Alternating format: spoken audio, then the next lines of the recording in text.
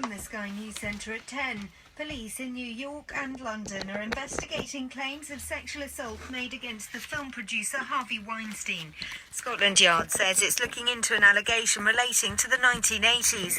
Several more Hollywood stars have come forward to say the movie mogul behaved inappropriately towards them, including Kate Beckinsale. No bed. Former Detective Inspector Hamish Brown says police will investigate thoroughly. There is a bit of momentum at the moment from the United States, perhaps picking up in this country, but people aren't prosecuted or investigated on rumour.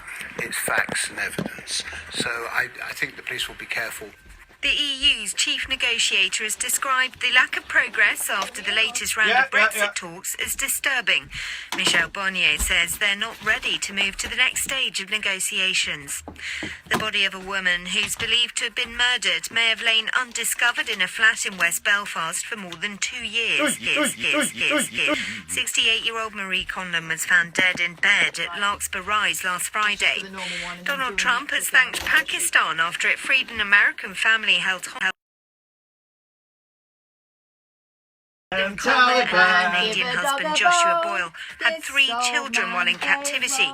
All have been released. The Pakistani government's cooperation. Pakistani government Wish that it do more to provide security in the region. And I want to thank the Pakistani government. I want to thank Pakistan. They worked very hard on this. Downing Street's announced former Metropolitan Police Commissioner Sir Bernard Hogan Howe No has bed, been I made want a the life microphones peer. on, please, at the He's start. one of a handful of senior figures appointed to sit as crossbenchers in the House of Lords. And in football, it's understood David Moyes would welcome the chance to speak to the Scottish FA about the national job after Gordon Strachan left the role. The former Manchester United boss is an early favourite. That's the latest. I'm Elizabeth Williams. The Late Night Alternative with Iain Lee on talkRADIO. We have ways of making you talk. Yes, right, here we go. Hang on a second. I've been practicing this. We're going to try this, okay? You ready? This is 03444991000, Late Night Alternative, if you want to call us on Skype. Let's do ahead. Was seid voor mij? Dan zingen ik een lied door dik van 99 luchtballons. Auf ihrem Weg zum Horizon denkst du vielleicht gerade an mich. Dann singe ich ein Lied für dich von 99 Luftballons und das sowas von sowas kommt. Yes! You're listening to, I'm tempted to do the whole show auf dem Deutsch. We won't, but if you're German, this is for you guys. Yes! Let's hear it. Everybody. Let me hear you say yeah. Here we go. All right. 99 Luftballon auf ihrem Weg zum Horizon. Heit man vor UFOs aus dem All. Doran schickt ein General. Nie Pflegestaffel hintergegangen. Alarm zu geben, wenn so war. Dabei waren dort am Horizon 99 Luftballons. Here we go. There we go. This is what we're talking about, guys. 99 Düsenflieger, jeder war ein großer Krieger, hielten sich für Captain Kirk. Es gab ein großes Feuerwerk, die Nachbarn haben nichts gerafft und Folterungen klar gemacht. Da beschoss man am Horizon auf 99 Luftballons. You'll put me off a little bit. Oh, shush then. Well, because I'm doing it in proper German and you're doing it... Your German's a bit off. Being German Jesus in a year, mate. Well, I'm doing it in colloquial German. You're doing it in harmony, because you're... Shut up. 99 Craigminster, Striegholzer und Bänkenkünstler halten sich für Schlauleiter, reden schon fette Büter, riefen Krieg und wollten Macht. Man der warte das gedacht, dass es einmal so weit kommt, wegen 99 Luftballons. Wegen 99 Luftballons.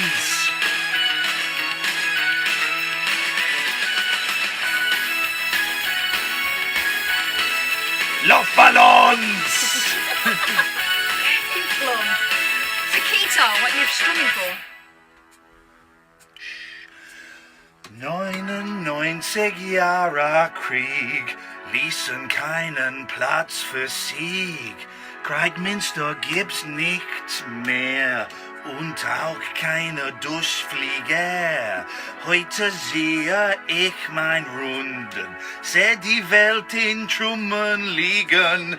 Hast nen Luftballon gefunden, denk an dich und lass ihn fliegen. Ah.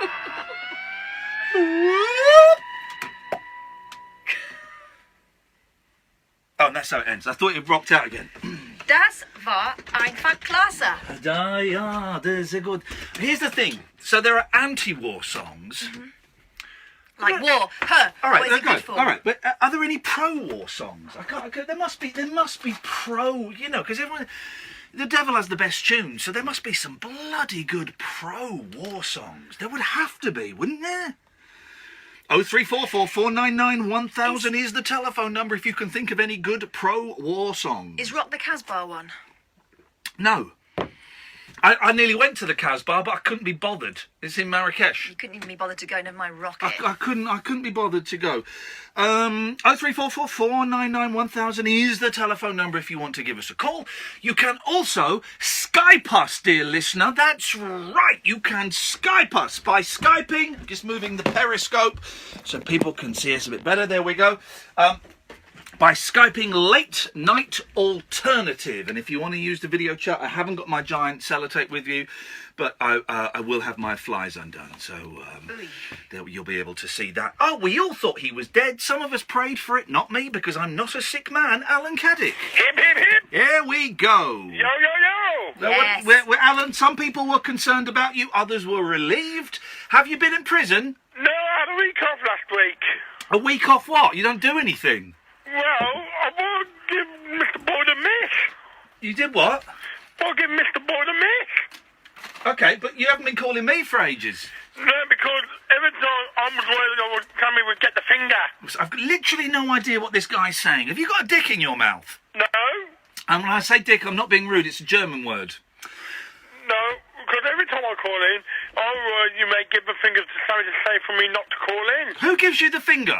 No, I thought you might give Sammy the finger. What? No. What are you talking about? I'm giving the finger to Periscope. We don't want Alan to know. We'll time to call again tomorrow. No. Here's the thing, Alan. Right.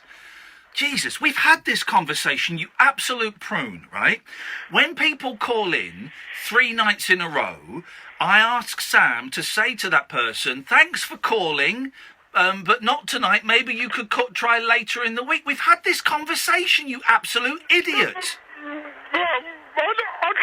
Sammy's a good man. I like Sammy. Yeah, I know, but you're an idiot because we've had this conversation. That's why I haven't been phoning, because I thought I'd give you some nights off. Well, okay, that's brilliant, but now you're probably going to phone for the next 3 nights and not the message will not have... It's Thursday, Ian. Sorry? It's only Thursday. You're on tomorrow night, and then I've got a weekend off. Yes, and but... then you're back on Monday. Well, no, but then what I might say on Monday is that you called... You call it only. No, I won't say... Jesus Christ, right, go away. Flipping heck. That's like that's like reading Shakespeare whilst having a lobotomy. Here's the thing, right? We've had that conversation with him before, haven't we? You know, if people, and it's great that we've got regular callers.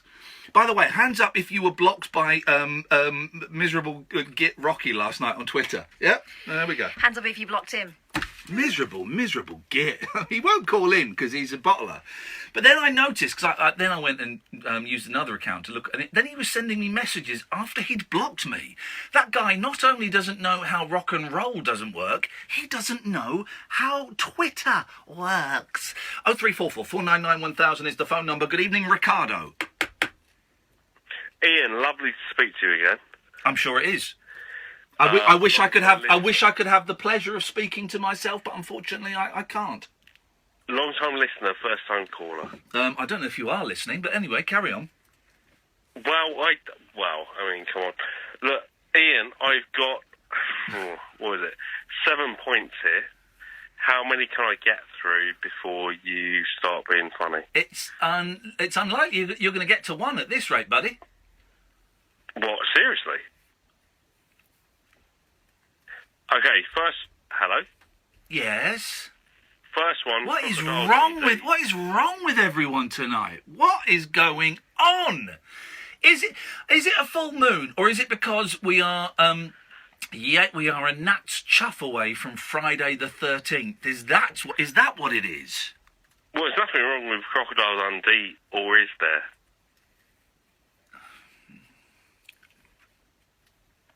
I tell you what, Ricardo, stay there. Right, I'll put him on hold.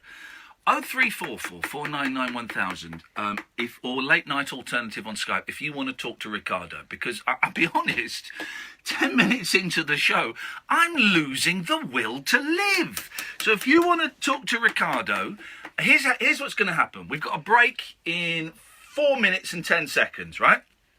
If no one calls in before then we let Ricardo go.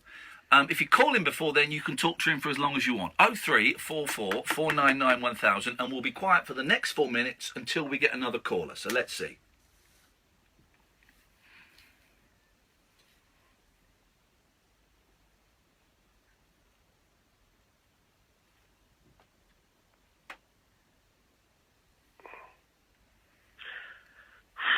Well, if anything, Nick Dundee was a complex character. But, you know, I mean, what can you do? You live in the outback. There's not much going on. He's gone to New York City. It was some kind... I don't even know if it's been broadcast. I have no idea. But I did have 6 or 7 other points. I think Crocodile Dundee was probably one of my strongest points. I'm not going to lie to you. But if Crocodile Dundee could be mentioned, I don't think it's mentioned enough, if anything. I mean, Paul Hogan, yeah, okay, not the best actor in the whole world, let's be honest. But... Why not? He'd done a good... Who's that? Oh, it's just me. I just want to talk to you, Ricardo. Why isn't he the best actor in the world? What stops him being the best actor? What, Paul Hogan? Yeah, what stops him? I don't know. I think in some ways he obviously fitted the part of Crocodile Dundee very well. So he's a good actor then, isn't he? Well, we had the accent. He kind of... I don't know, do you think he fitted it down to a T? Well, I don't know. You say he doesn't, but you've just described somebody who seems to fit it down to a T. Oh, what's your name, sir? My name's Tim. Tim? Oh, nice to Yeah, speak Tim. to you, Tim. So what, Nice to speak to you. Paul Hogan was... Well, I don't know. I've only heard him in Crocodile. Or do you think Paul Hogan was suited more to the Crocodile Dundee role? Well, you said he didn't you? I thought you were saying that he was rubbish. I was questioning it. I had a very open mind when it came to Crocodile Dundee, if I'm honest. Right, so, but you said you didn't think he was a very good actor. Paul Hogan? Yeah, well, that's who we're talking about, isn't it? No. Well, hey, look, you know, I'm backing you up, if anything. You're doing what to me? I think, watch it. I think he's... Is that a euphemism for something? Yeah. Let's watch out. It's still early tonight. It's a Thursday night, watch it. But as far as Crocodile Dundee's concerned, is he a good actor, or is he just suitable for the role? Well, no, he's a character, Crocodile Dundee. Oh, here we go. No, no. So, as a character, you think he could be multifaceted to a certain extent? No, well, I don't really know, to be honest with you. But if he wasn't such a good actor, Paul Hogan, then you just referred to him as Crocodile Dundee, as the character. So he must have fooled you. So what, do you think I've typecasted him to a certain extent? Because it's like, Paul Hogan, Crocodile Dundee, end the story. No, I think you slated him off as a rubbish, useless actor. when in fact he was extremely good at playing the part of Crocodile Dundee, which is why you said and called him Crocodile Dundee rather than his real name, because you were convinced that he was Crocodile Dundee. Oh, so what? He's that good? He's actually tricked me to an extent where I'm not using his actual name. You've got a 2-minute fade on them, so you've got 2 minutes to fade them down to nothing, starting now. Dundee rather than Paul Hogan. So you fell for the character.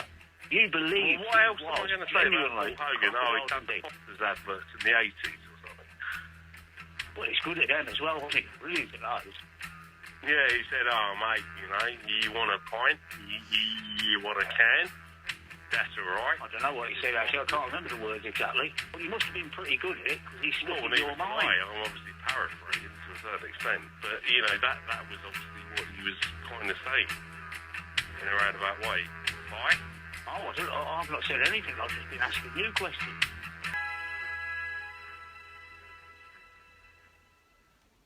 Talk Radio. Digital debate for the UK. Pick up your phone and talk radio. We'll get you Is a talking. start to the show. Time to Change with Iain Lee on Talk Radio. Sponsored by Time to Change. Search Time to Change. This weekend, England's two most successful clubs go head-to-head at Anfield on the Sky Sports Premier League channel. Liverpool and Man United battle it out in one of football's biggest rivalries. Well played, Sam, thank you. Upgrade today for this weekend's action and enjoy more top clashes including Everton v Arsenal, Spurs v Liverpool and Man United v Spurs. Live only on our new channel dedicated to the Premier League. Now £18 a month. Search New Sky Sports. Cancellation requires 31 days notice. Further terms apply. We've got it at Selco.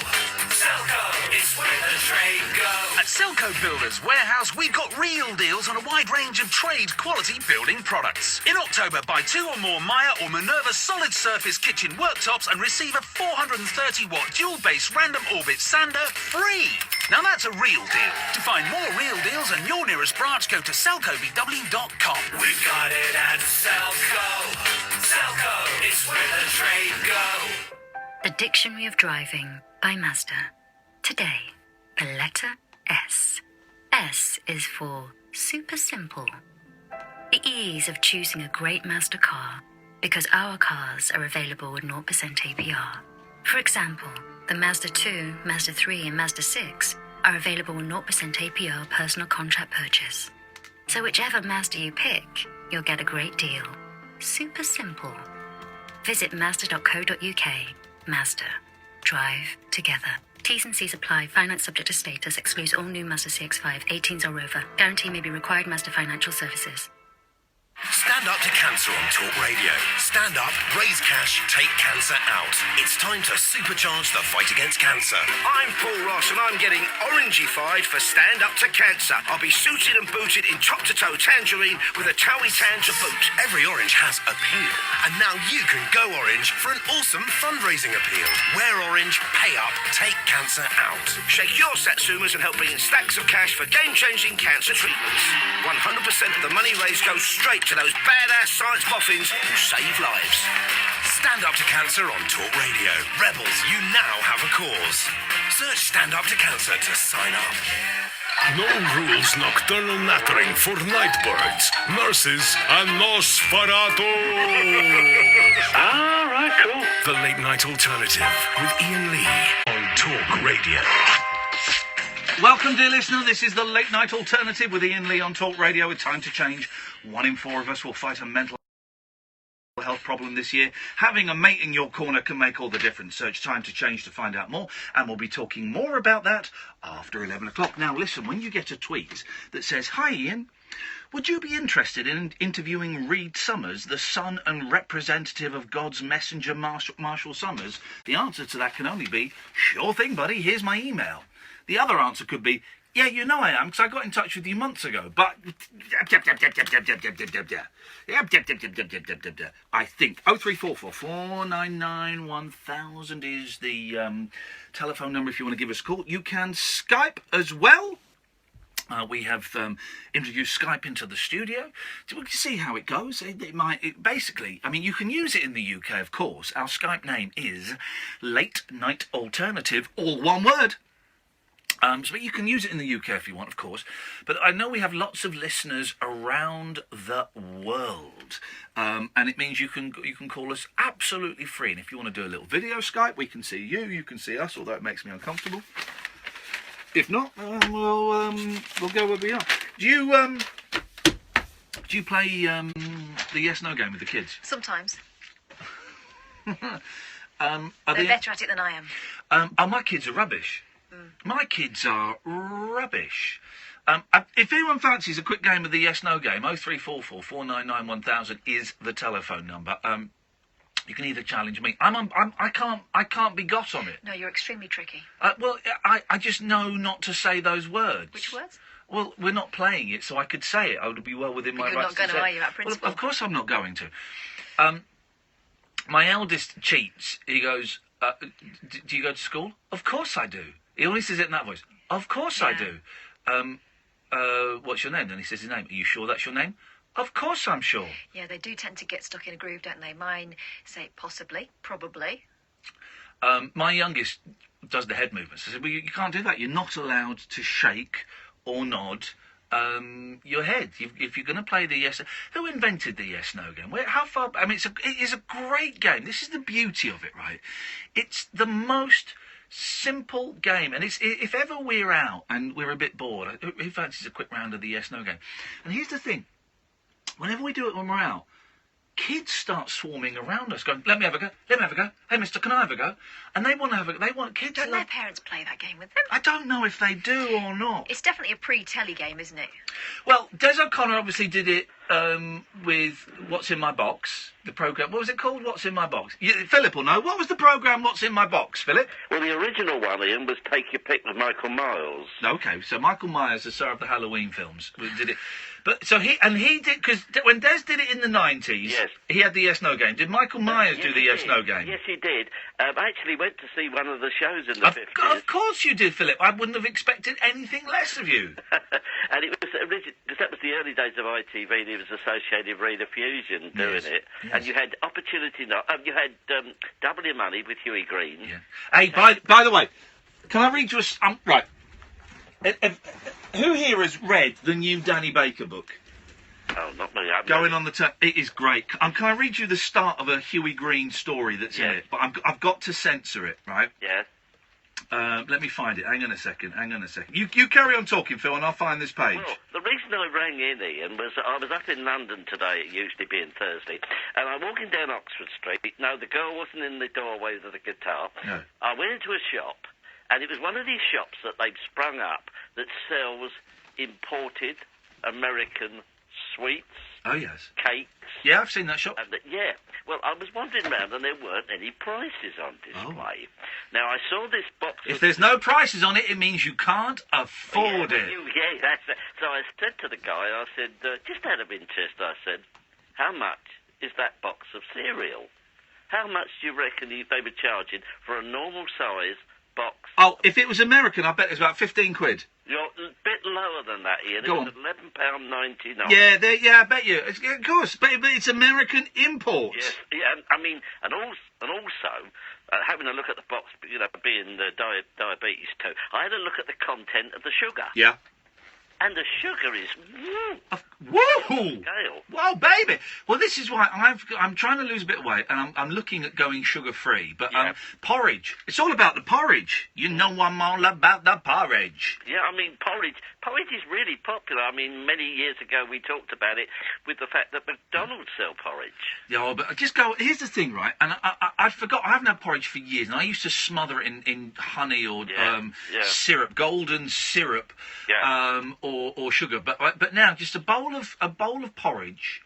a bit of milk, put it in the microwave. Oh, it's incredible. Here's the thing, because my granddad is Scottish, so my dad would have it with water and salt. I believe that is the way that they... Yeah, it's the way to do it. You boil water, but mix it with boiled water, and you sprinkle salt on it. What's that taste like? Salty, watery porridge. What part of Scotland did he come from, Ian? Aberdeen. Oh, I've been to Aberdeen. I've never been to Aberdeen. I liked it up there, Aberdeen, Inverness, up there, and because Aberdeen, they call it the Granite City, don't they? Hey, Philip, do you want a quick game of the yes/no game? Oh, yeah, okay, right. But you're out. You just said yes, you idiot, straight away. Do you know where they speak the purest English in the whole of the British Isles? My house? In Venice. Venice? In Venice. Well, yeah, but where is Venice? No, I said in Venice. Yeah, but where is Venice? In Venice. Well, obviously it's in Venice, but where is Venice? No, in Venice. So this is from Danny Baker's new book, Going on the Turn. It's brilliant. It's absolutely brilliant. I'll read a bit of it. So one day, I'm indoors and the phone goes. This was during the period when I was on TV a lot. Immediately, I recognised the nasal drawl of Canada... Oh, right, what we've got to do... Hang on a second. I need to get some sound effects. Oh, there's my pages. Why didn't you think of this before? I mean, this is... I know. Where am I going to get sound effects from at this time of night? I tell you what we'll do. We'll have an early break. You're listening to, and I'm going to get some sound effects. This is the Late Night Alternative with Iain Lee on Talk Radio with Time to Change. Did your husband accidentally transfer the contents of your joint account to a Nigerian prince called Trust Me Good Man? Perhaps you bought diet pills on the internet that made you frightened to cough. Or maybe your exotic mail-order bride turned out to be a Ukrainian pig farmer called Igor. When the con is on, you need a man who's on it. Listen to the Radio Hustle with scam-busting Supremo Alexis Conrad and get the inside track on all the latest swindles, schemes, tricks and traps the fraudsters are using to get their hands on your cash. Get tipped off, not ripped off. The Radio Hustle with Alexis Conrad, enemy of the con man. Saturday afternoon from 1 on Talk Radio. Stimulating nightly emissions guaranteed to open your eyes and your mind. Oh, my word. The Late Night Alternative with Iain Lee on Talk Radio. Well, that wasn't a long enough break. I'm just gathering my sound effects.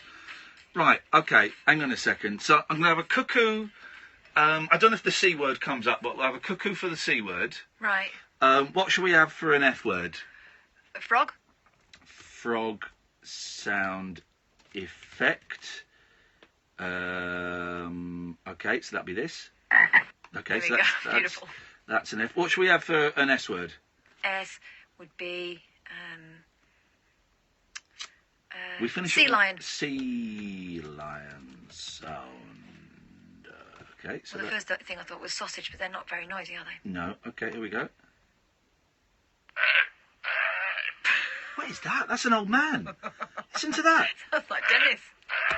It does. Help! Help! Help! Help! Help! Oh. Coughing up. That's it. Look at that. He's coughing up, isn't he? Help! Help! He's choking. Help! Help! And then he dies. Right. So sea lion is an S word. Cuckoo is the C word, and frog is the F word. Okay. I've got to flick between the... So one day, this is from Danny Baker, I'm indoors and the phone goes. This was during the period when I was on TV a lot. Immediately, I recognised the nasal drawl of Canada's most... I do the voices. Canada's most how do you say divisive? Yeah, I'll say Canada's most divisive export. Danny Baker, I want to introduce myself. That's not a bad Huey Green. But then he went a bit... Danny Baker, I want to introduce myself. My name is Huey Green. I believe I actually said where in response. Right, there's an F coming up. Now, don't slam the phone down. I know what you're thinking. What does this washed... That was good, actually, because it sounded like it. What does this washed up old want? I promise you, that is exactly what he said. You don't easily forget a sentence like that, particularly when it turns out Huey Green has an uncanny ability to read exactly what is running through your mind. We need a sound effect for prick. For the P word. For pig. Pig. Here we go. Pig sound effect. Okay. It's getting very. This is turns to a bit of a. So this will be for prick. Okay. Right. That's a beauty. Okay, right. So let's got to get all this queued up because this is a long one. let me get right to it. You're probably banging 2 whores at the same time right now, so I won't keep you from them for long. I'm kidding. Listen, I want 10 minutes of your time, face to face, or ass to ass if that's your thing. Can you do that for a broken down old... Oh, pigs let me down. Like me? All right, we need a word for... Oh, for heaven's sake, Ian. Okay, no. We need a sound effect for someone who... for a sea sucker. Okay, a cockerel. There we go, a cock. We'll get a cock. Exactly. Cock sound effect. All right. Careful with that. There we go. Okay, right. So this is... Okay, right. This is going to go... Perhaps I should point out for any younger readers that Huey Green was for much of the 50s through to the 80s the very personification of decent, upstanding family values TV.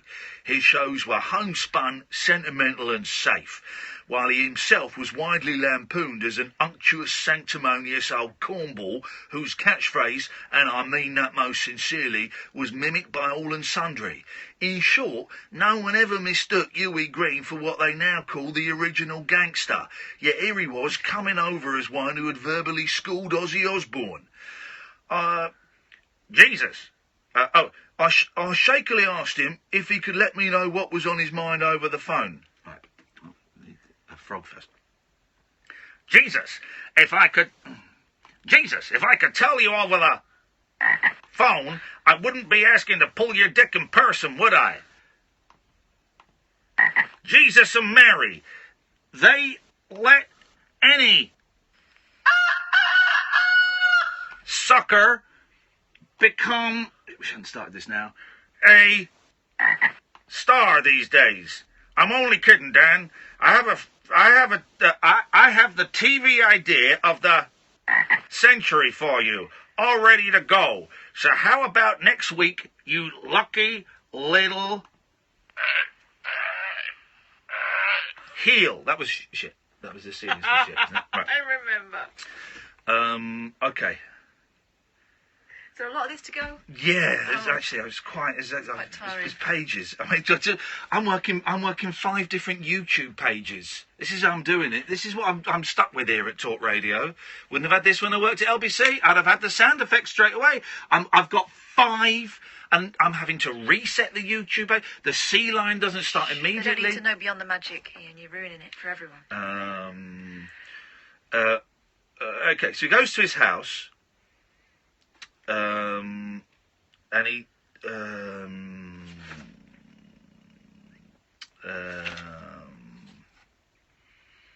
okay, so he goes to this house and he takes him into his room where he's got a train set, and he says he's got an idea for a show.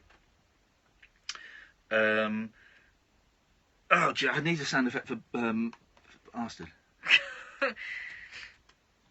What was it? Bell. Bell. Well, no, you might need that. No, we don't go there. All right. So that bell is for illegitimacy. So that will be this. Okay, that's a little not bit. as aggressive It's as I'd underwhelming. like. Anyway, I know what. So he's looking at the train set. Yeah.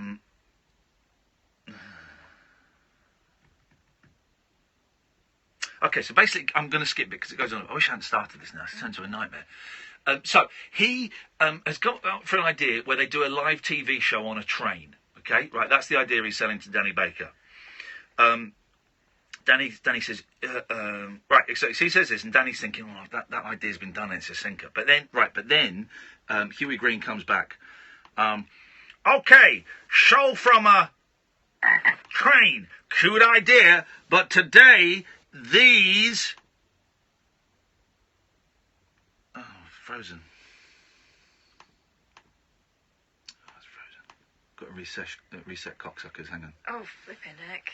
There we go. But these suckers out there will take your cute and tell you to stick it in your ass. It has to be something unbelievable.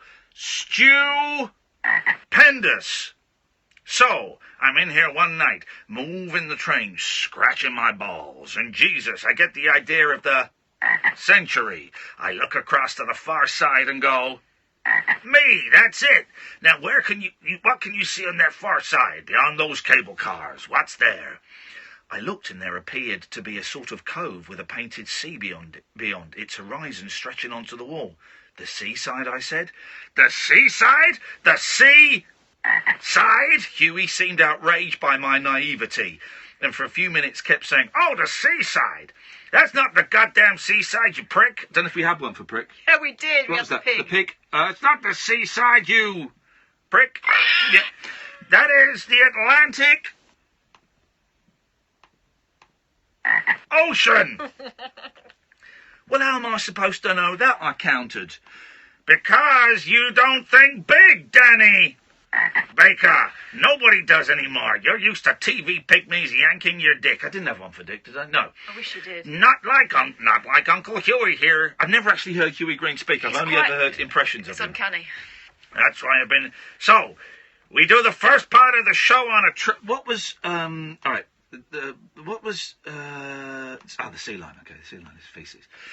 So, we do the first part of the show on a train, and that's all well and good. And Mr. and Mrs... For brains. Wow. In Lancashire are eating it up. They've had Shirley Bassey, some pop stars, magicians, knows what else, and we haven't even started yet. We get off the train beside the River Thames, huge crowds, and God, this is astounding. I'm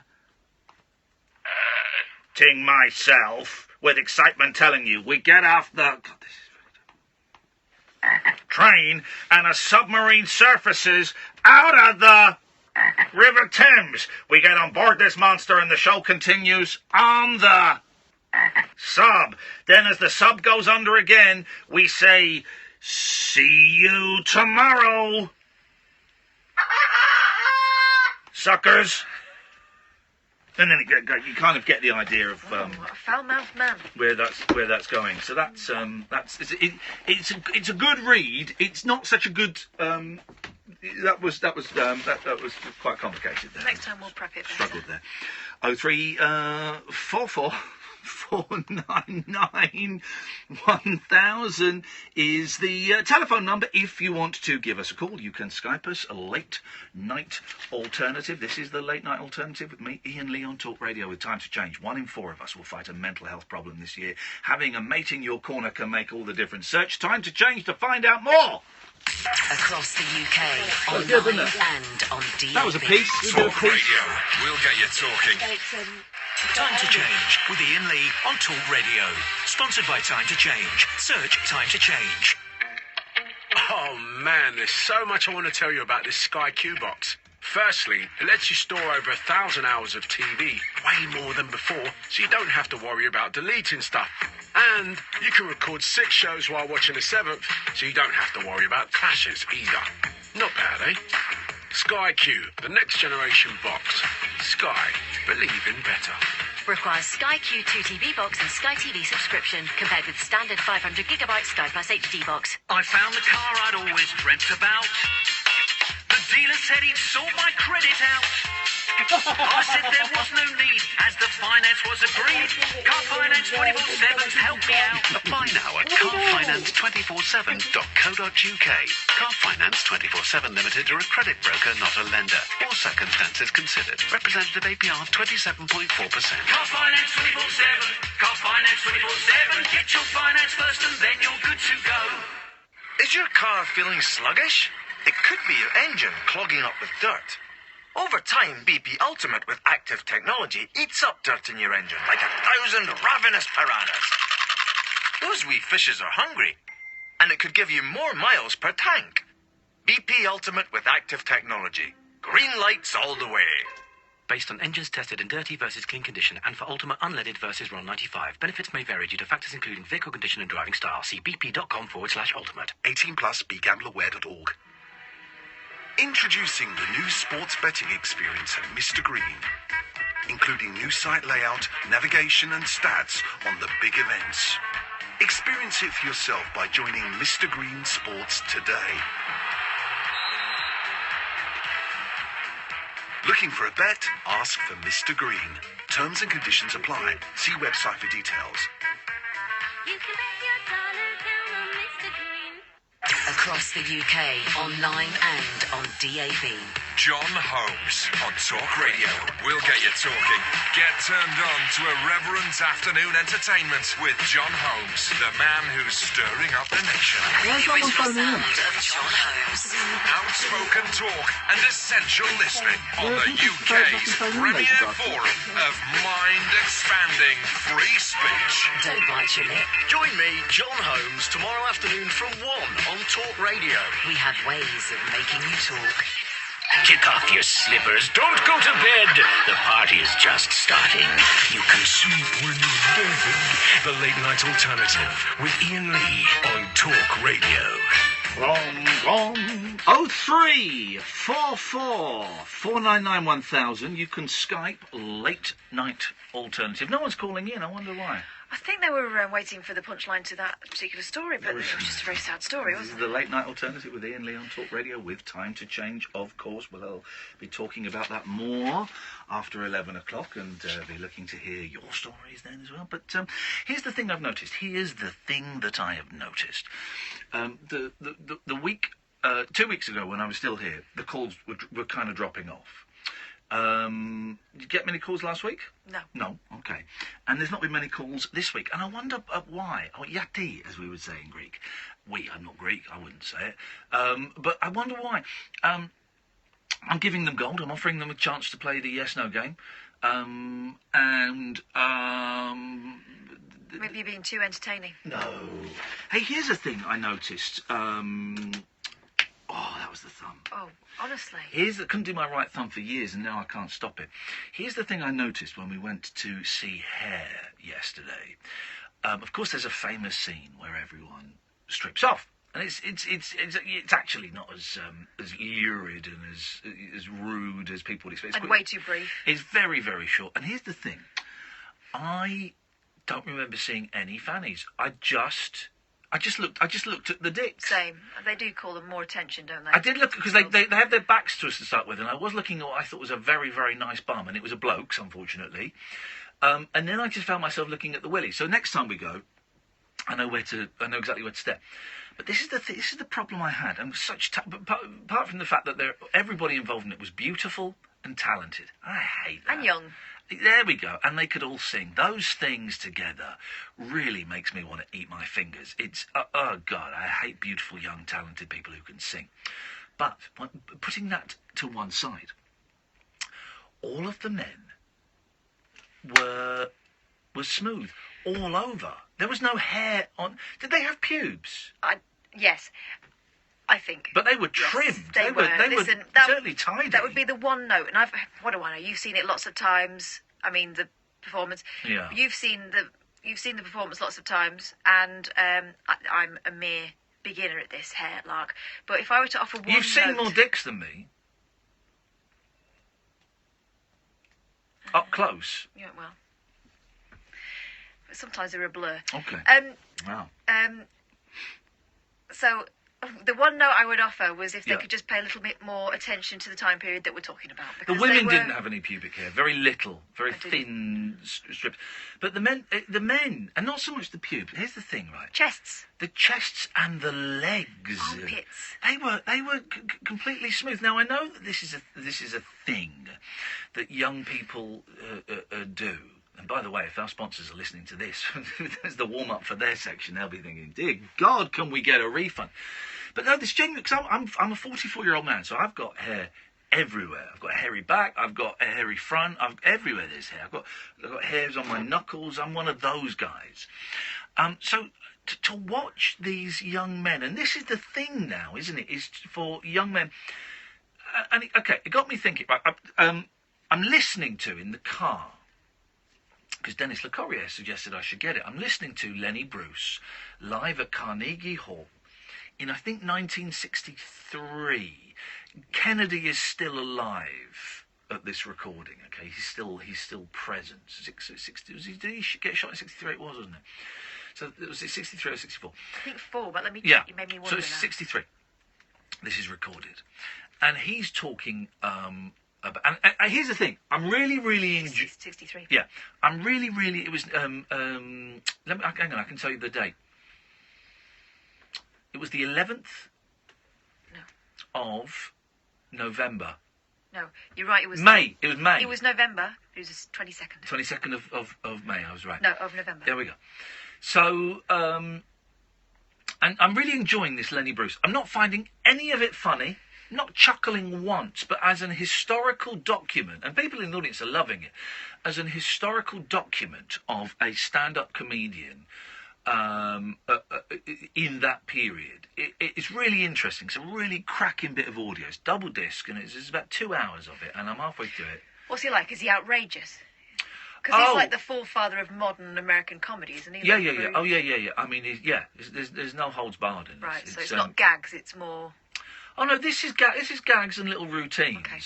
As he got on later, as he became more addicted to heroin, it became him reading out the transcripts of the FBI had against him. But it's some very clever wordplay. Bandy, I mean, the language is uncomfortable. Bandy's the term faggot around a lot, but not being homophobic at all, but using that term in a way that we might say gay, or in a way that some people might now say queer. Right. So it's a historical document. It's fascinating.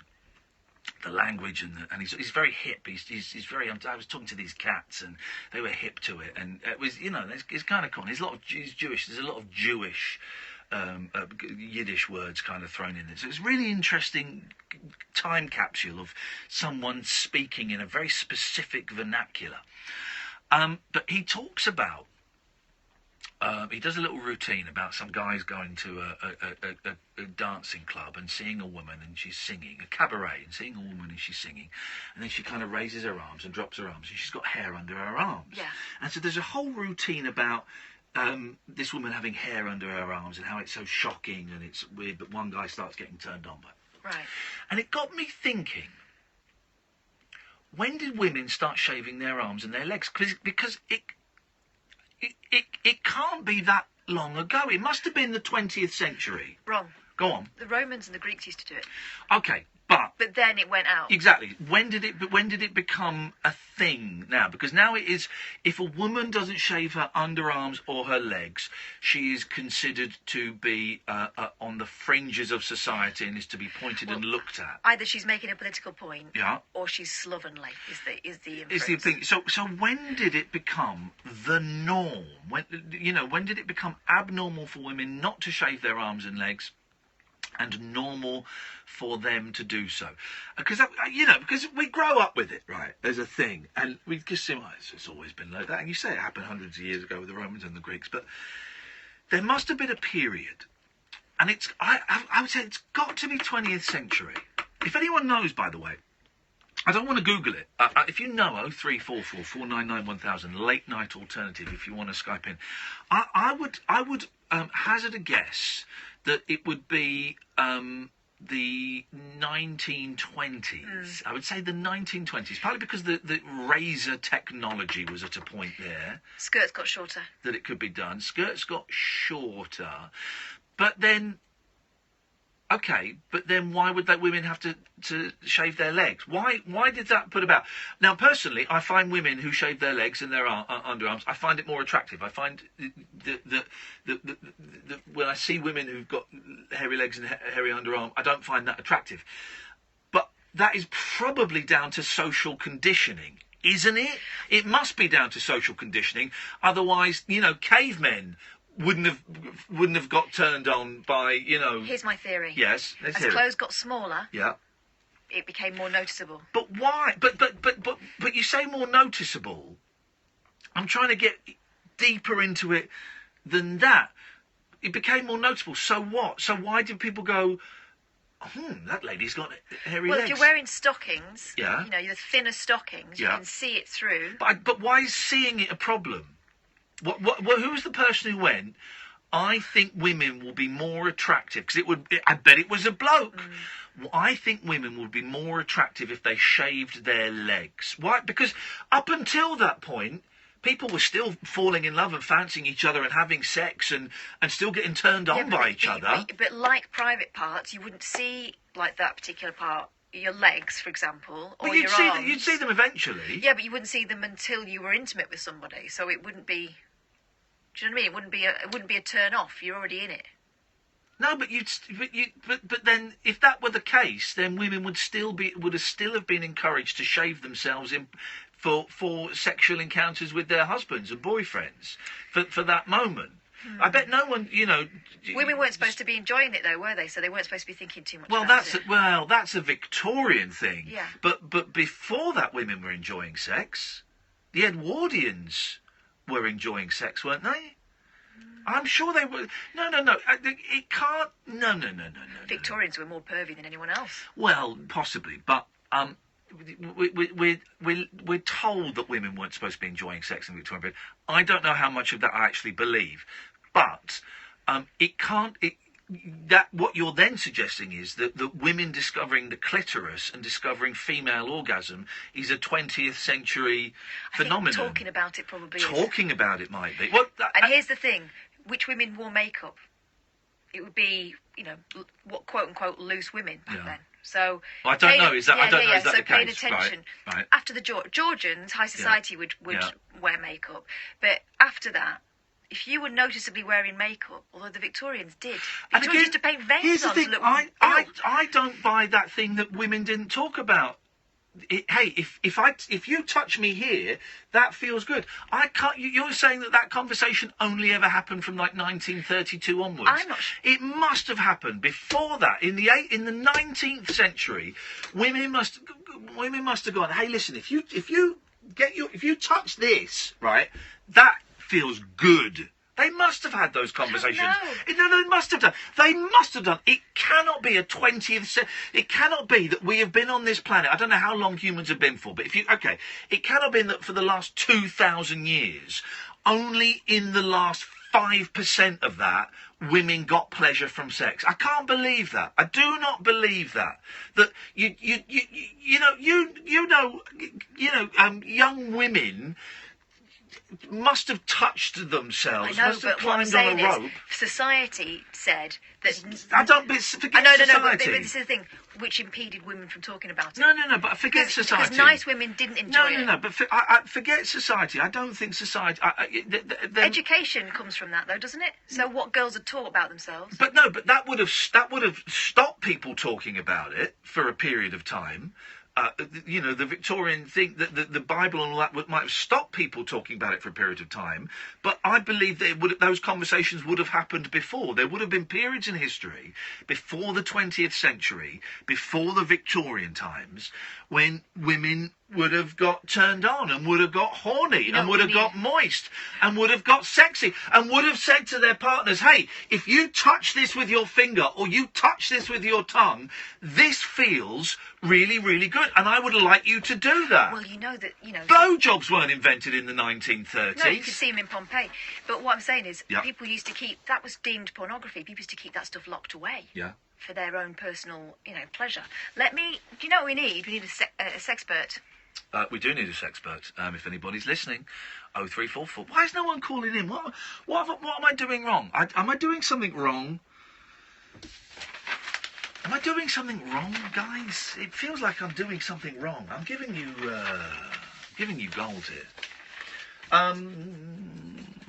03444991000 is the telephone number. You can Skype a late night alternative if you want. Literally no one's phoning in. And I'm wondering why.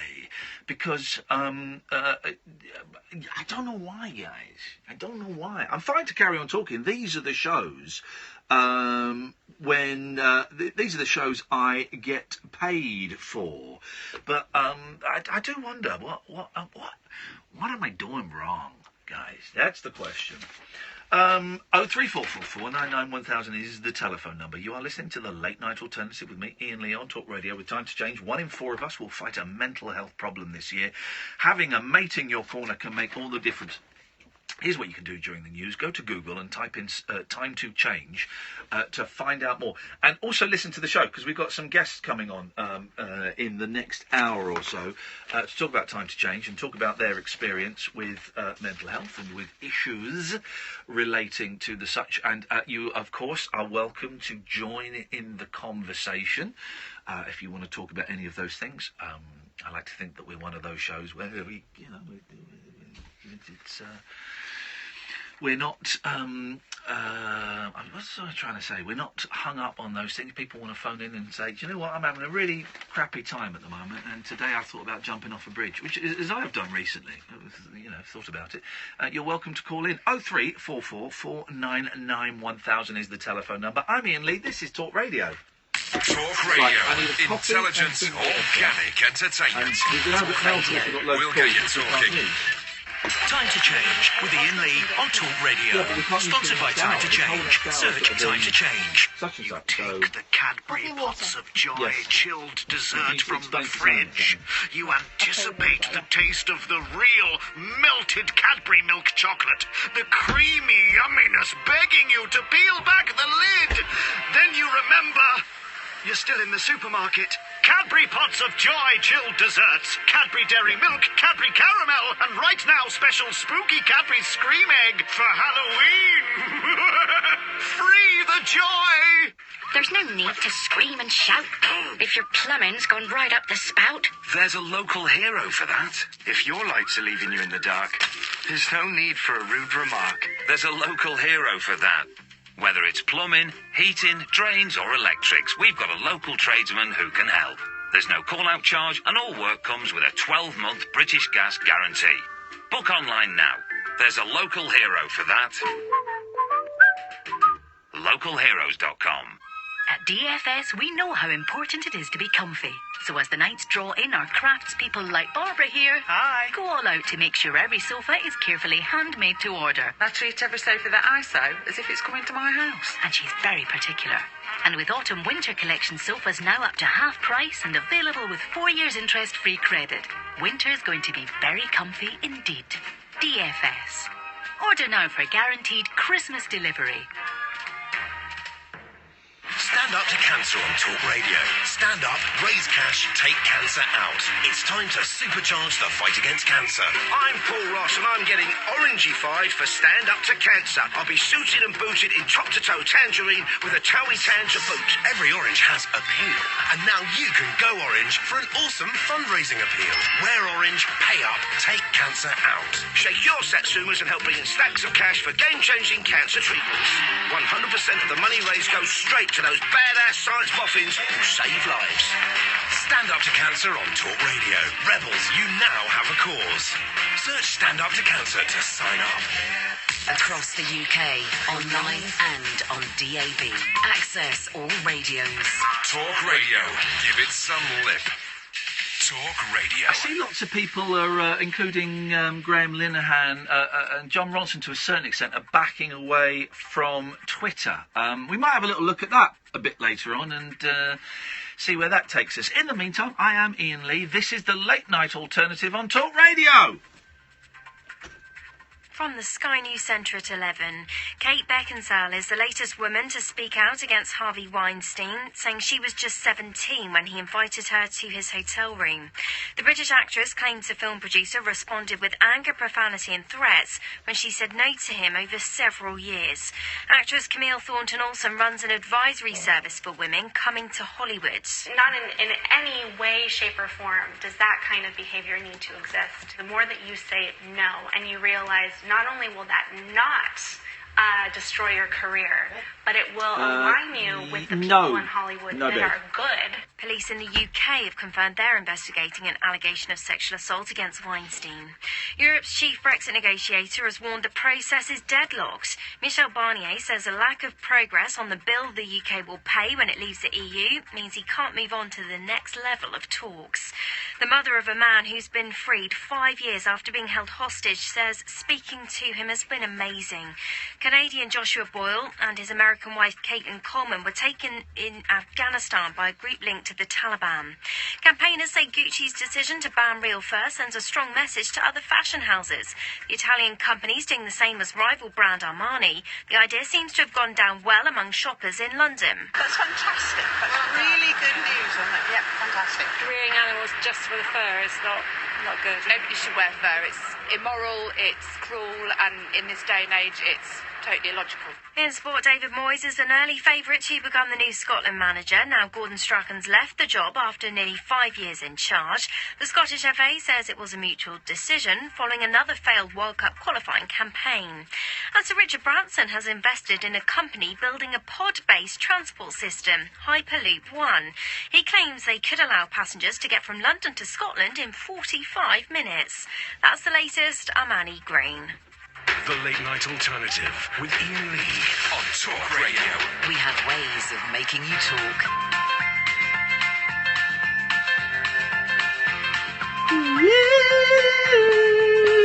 There's a voice that keeps on calling me.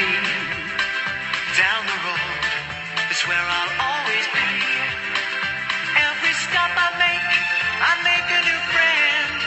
Can't stay for long, just turn around and I'm gone again. Maybe tomorrow I'll wanna settle down. Until tomorrow I'll just keep moving on. Down this road that never seems to end. When new adventure lies just around the bend. So if you wanna join me for a while, just grab your hat, come travel light, that's old style. Maybe tomorrow I'll wanna settle down. Until tomorrow, the whole world is my home. So if you wanna join me for a while, just grab your hat, come travel light, that's old style. Maybe tomorrow I'll wanna settle down. Until tomorrow, I'll just keep moving on.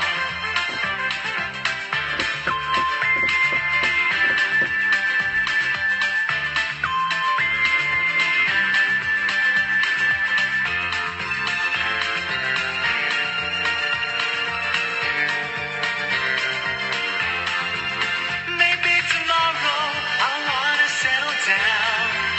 Until tomorrow, I'll just keep moving on. There's a world that's waiting to unfold. A brand new tale no one has ever told. We've journeyed far, but you know it won't be long. We're almost there and we've paid our fare with a hobo song. Maybe tomorrow I'll wanna settle down. Until tomorrow, I'll just keep moving on. So if you wanna join me for Here we go. a while, Here we go. just grab your hand, come travel light, that's old style. Maybe tomorrow I'll find what I call home. There we go. That's what it's all Until about. tomorrow, you know I'm free to roam.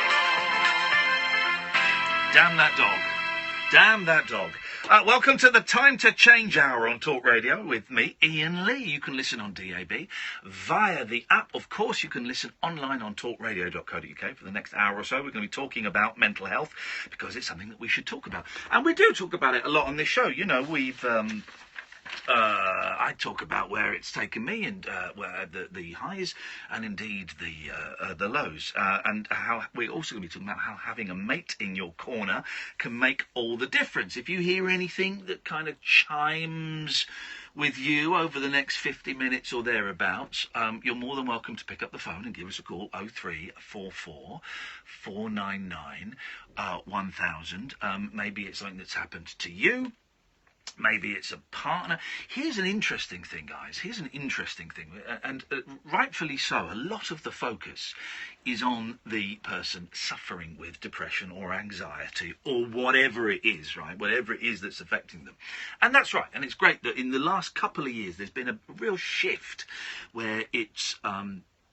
been easier for people to say, do you know what? Hey, I felt like killing myself this weekend. And, you know, and I'm kind of throwing that out there as an extreme, but, you know, people can say, I feel crap, I can't get out of bed. But not much attention is given to I don't think necessarily the partner of that person or their close friends, and quite often it's their partner, their wife, or their husband, or their boyfriend or girlfriend or best friend that is an important support. So 0344 499 1000. As you've been hearing me reading and talking about time to change all week, I thought it'd be interesting if we found out a little bit more about Time to Change. So I'm thrilled we're joined by Joe Loughran, who's Director of Operations at Time to Change. Hey, Joe, how are you doing? I'm doing really well, thank you very much. How are you tonight? I'm good, thank you very much. Now, listen, 2 questions. First of all, Director of Operations. That's a very fancy swish title. What does it mean? Okay, so basically myself and my co-director, Sue Baker, we sort of look after the Time to Change programme, which has a number of different elements. But ultimately, we're looking to change the way everybody thinks and feels about mental health. And we've been running for about 10 years. We've just had our anniversary, in fact. Hey, congratulations. So, sorry, who was you said you and who was the other person? Yeah, so it's myself and Sue Baker. Sue. And did you both start it together then, 10 years ago? Well, the programme started actually with Mind and Rethink Mental Illness, the 2 charities. So Time to Change is a campaign that's run by both of them, that is funded by Comic Relief, Department of Health and Big Lottery Fund. So it's been part of my role for the last 10 years, and Sue as the substantive director for those 10 years too. So we're pretty experienced about this stuff. Good. Well, in that case, we're gonna get to the meat of this. And so, what is your background then, Joe? What is your background in working within mental health? Yeah, okay. So I worked in the sort of commercial sector for a long time, did a psychology degree, and then really wanted to just find a way in order to kind of use that degree. And I started working at Rethink Mental Illness about 14 years ago. Yep. And really part of my remit has always been children and young people, and looking at the ways in which we can think differently about mental health, how we can support ourselves and those around us. And so for the last 10 years, I've been working predominantly on Time to Change as a campaign. And so, what is Time to Change? Well, we are thrilled and honoured that you've decided. I'm hoping you listened to this show before you chose us, because you may be listening tonight going, we want our money back. But we're so we're thrilled, because it's something that we talk about a lot on here. Because I've talked about feeling suicidal and and my kind of the ups and downs with the whole thing. But what is Time to Change for those people who haven't Googled it, as we've been asking? What is it, and what's the kind of the plan behind it? Well, the plan behind it is that we know that people talk to us about stigma and discrimination on the grounds of mental illness being one of the things that almost feels worse than the symptoms of mental health problems themselves. Yeah. So it really, really impacts on staying in a job. It's impacted by your friends and your family. It's impacted by your community. So the whole idea of Time to Change is it takes all of those elements and it really tries to address them. So we've got a massive employer programme. We get lots of employers to think about how they might support staff within work settings. We've got about 700 employers who've signed our Time to Change pledge. We work in secondary schools with 11 years upwards. Again, thinking about them, getting them to think about their own mental health, but most importantly, how they might change their attitudes to the positive. We also do lots of work out in the community. So we've got a number of what we call community hubs. So that's health and wellbeing boards, the community sector, local authorities, all coming together to try and think about how, in a local level, they might be able to, again, address mental health stigma and discrimination. So every year we do a national burst of activity, which we're in the midst of at the moment. Yep. And for the next 5 years, as you've been indicating, we're going to be concentrating on really trying to address and get on the radar mental health for men, because we know that men are it's less on their radar, they're less likely to talk about it, and they're certainly less likely to seek help. So our next 5 years is really targeting them. I think because I can never quite remember the statistics, but suicide is the biggest killer of men between a certain age. I can never remember what those certain ages are. Yeah, under 45. You're absolutely right. It's incredible. Yeah, it is incredible. And a lot of that will come from the fact that men feel they can't talk about it. Yeah. So one of the things we did a piece of research, and whilst a high proportion, 86% of the men that we spoke to said they'd be comfortable supporting a friend who had a mental health problem. Yeah. That means there are still 6 million men for whom that's not a comfortable thing to do. And they cite all sorts of reasons. You know, they wouldn't know how to help and support them, feel like they need to be an expert, they worry about saying the wrong thing. So this next 5 years, our programme called In Your Corner, that's our campaign name, is really looking to address some of those barriers to get mental health on everybody's radar, including men. It's so many thoughts.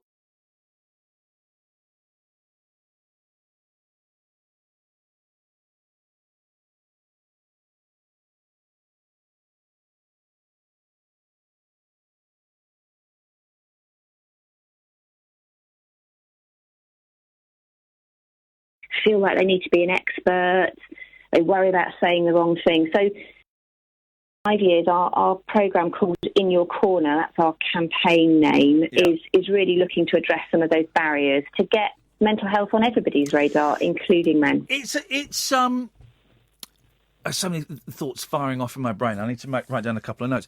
It is a tough thing to do because, for me, even as someone who suffers from depression and anxiety and all of that stuff, quite often someone will say to me, "What can I do to help?" And I don't know. Sometimes I want to be left alone. Sometimes I wouldn't mind a hug. Sometimes I want to be told to, I want to be dragged out for a cup of coffee and a slice of cake. I don't know. And so You've already answered the question before.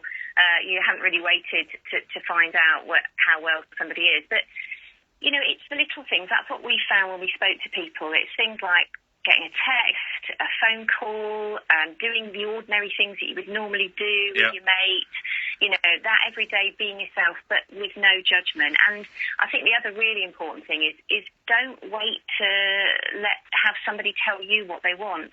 Why don't you kind of step in first? I think that's one of the things that we're really trying to get across, really. Don't wait to take the lead. You've mentioned one of my bugbears, and I hate it when people say, "How you doing?" And the answer to that question is, "Yeah, I'm fine. You all right?" That's it. That's the answer.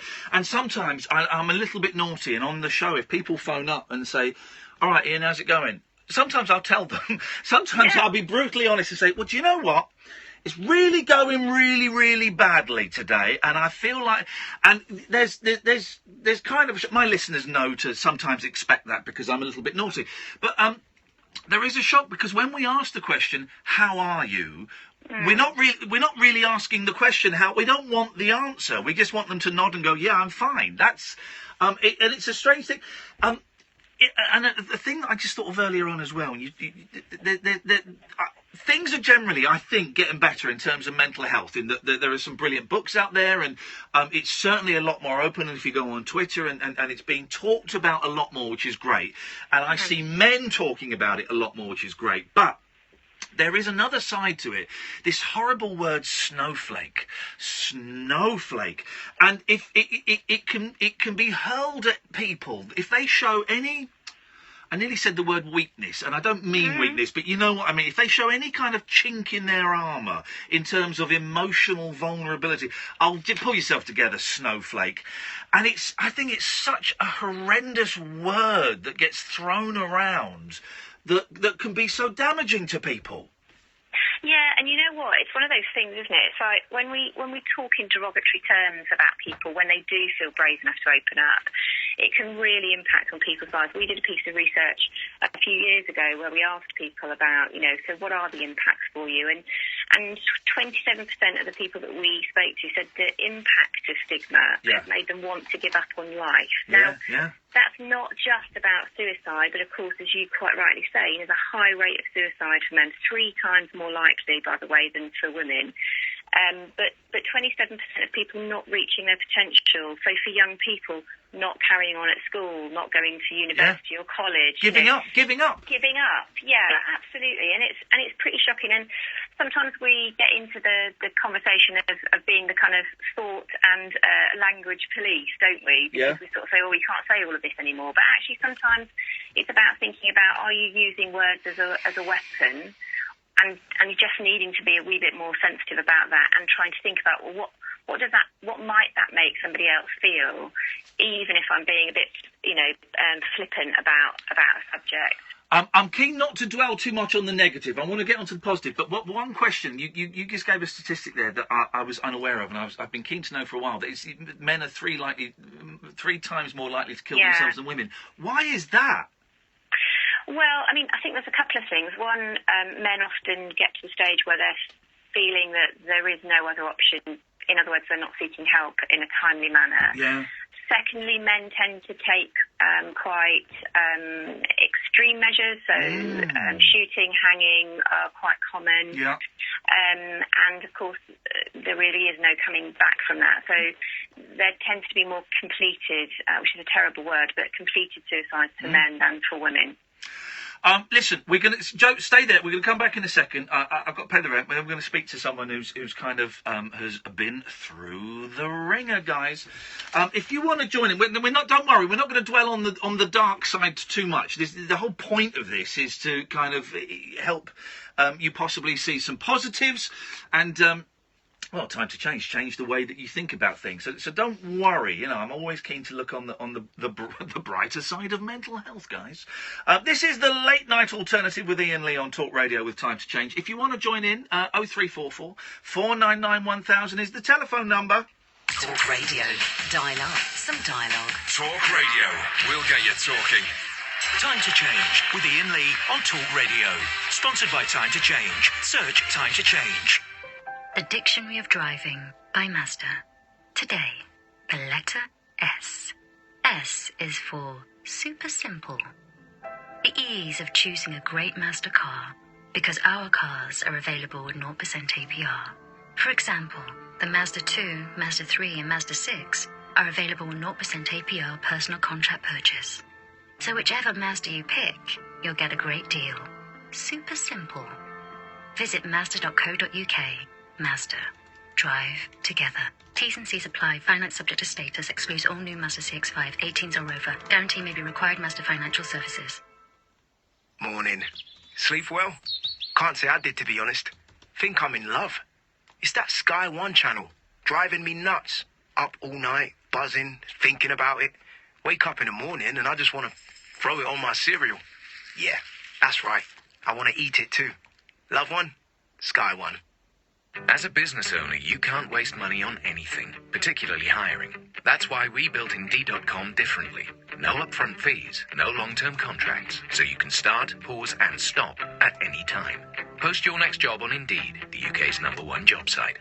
For a limited time, we're giving new users a £50 credit to post a sponsored job. Claim your £50 credit at Indeed.com/redeem. That's Indeed.com/redeem. Terms, conditions and quality standards apply. The UK's #1 job site according to ComScore. Thompson is changing to TUI, the new name in holidays. We'll offer the same personal service and hand-picked hotels, plus so much more. We cross the T's, dot the I's, and put you in the middle. TUI, discover your smile at All Protected. Do you have a chronic lung disease like COPD, bronchitis, emphysema, or asthma? Flu on top of health conditions like these can easily develop into something very serious and land you in hospital. That's why the flu jab is free for you. You need it. So don't put it off. Contact your GP or pharmacist to get your free flu jab now. NHS. We're all here to help you stay well this winter. Time to Change Hour on Talk Radio. Search Time to Change. Whispering lunar incantations for cross-parents, cross-dressers. Yeah, did you know this about me? And cross-rail workers. Steel and polycarbonate. The Late Night Alternative with Iain Lee. I've got a very poor internet connection. On Talk Radio. 0344 499 1000 if you want to join in with the conversation. We are talking to Joe Lochran, who's Director of Operations at Time to Change. And also, we've got Matthew on the line. Evening, Matthew. Evening, Ian. How you doing, mate? You all right? I'm very well, thank you. Are you? Yeah, do you know what? I'm all right today. I'm all right. I'm trying to lose weight, Matthew. I'm trying to lose. Here's the thing. I'm on because I've always been a very slender gentleman, and I'm on these antidepressants, mirtazapine, and they give me the weirdest dreams, and also they make me put on a lot of weight, man. I've put on so much weight, and I've gone up 3 inches around the waist. Can you imagine it? I know. You know what? I think the same happened to me, but I read the side effects, and they didn't mention putting weight on, but I'm pretty certain they did. Yeah. Oh, my doctor was great. My doctor's brilliant, and he said, "Listen, we eventually get. It's that thing where you go and I've got no qualms. Listen, guys." Antidepressants aren't for everybody, and some people, use other different things. For me, it was part of the toolbox of tools that I used, and it saved my life. But my guy was great, and he said, "Look, you're going to put on weight." He said, "There's no two ways about it. And can we? How honest are we going to get in this conversation, Matthew? Oh, I'll be honest as you like. Have you got? Shy about it. Are there no holds barred in what I can say? Because I'm going to say something. Right, that is. This was not told to me as a side effect, right? And I saw a comedian. Right. Do you know where I'm going? I can guess, but go on. I saw a comedian, an American comedian, a guy called Dave Foley. Canadian, sorry, and he was doing a stand-up routine, and he said, "I'm on antidepressants, and do you know what? I'll rephrase it slightly. He said, do you know what? I can't ejaculate." And man alive, as soon as he said it, I went, "Oh my God, that's what's going on." As one of my listeners said, it's like you're running a marathon and they keep moving the finishing line. See, so taking them does have its advantages. But I get bored after 2 hours, Matthew. I'm like, come on! It is. Don't be so selfish, Ian. Don't be so selfish. Here's the thing. There are loads of side effects. Some of them, good. Some of them not so good. Matthew, tell me your story. What happened to you? Well, I first suffered with depression. It was 2006, so I was in my early 30s. Yeah. And I'd never had any indication that anything like that would happen to me. I just got married, and then a few weeks after I got married, we found out that my wife, now my ex-wife, was pregnant. And then a week later, on New Year's Day, she sadly had a miscarriage. Oh, man alive. I was never... Looking back, I didn't really grieve it or... Yeah? I wouldn't say that was, it was that and then that cause, but I just wasn't right. I just wasn't right after that, really. I just went on a gradual downhill, and I started struggling at work, and it was when you say you, because there'll be people listening who might kind of get this, because I don't remember I don't remember how mine started, but when you say you didn't feel right, what was slightly different at the start? Well, initially, and it's funny looking back, because obviously over the years since I first had it, I've become much more self-aware of maybe early warning signs that I didn't have then. And I'd say that it was... I just wasn't really looking forward to things, enjoying things. Yeah. I wouldn't say that I felt down or miserable, and again, which struck me as strange, given the miscarriage and everything. I don't know, I wasn't looking forward to things, and then I started losing confidence and motivation at work, and I started struggling, and it snowballed pretty quickly from around May time, and I really, really struggled for a few months, and then in August I had a total breakdown at work, and I was off work for 5 months. Wow. And I was in a real bad way.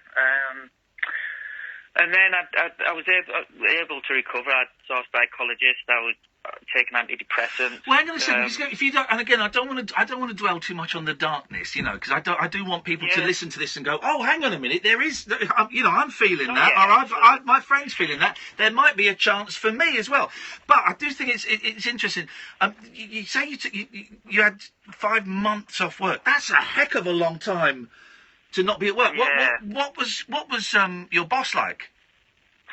Well, I was very fortunate. So I had 2 bouts, and in both cases with different companies, and in both cases my bosses were fantastic. Wow. Really, really well. I was very lucky in that regard. The first boss was a member of his family had suffered with a mental health problem, so he understood, and I'll never forget.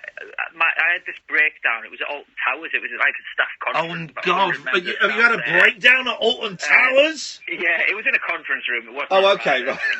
You went on the log flume or something? Still wasn't my finest hour, but anyway, I mean, and I live up in the northeast, and my boss at the time, he drove me all the way back home. Oh, good for him. Journey, and then drove back himself. Oh, good for him. That's brilliant. And he was amazing. So yeah, I was very fortunate. Fortunately, I know not everyone is, but one of the things that stopped me getting help and taking time off work when I should have been off before I was, but it was because I was scared that it'd go on my work record, that I wouldn't get another job because they'd want to see my sickness record. So it really stopped me from... I should have been off a few months before, really. I mean, I really, really was struggling. But yeah, and it's starting 5 months off work. I mean, I should, I wish I could have 5 months off work, but it was awful. It's that not being able. What was it? What was it for you when I and I've not been that bad for a while, but for me, I'm just lying in bed and I just can't move. The duvet feels like it's made of lead, and I've had it. The last time I had it really bad, my two little boys would come in and I'd just be in tears seeing them. And I'd say, "Boys, please go downstairs. I can't talk to you now." And what was it for you? What was the day like for you?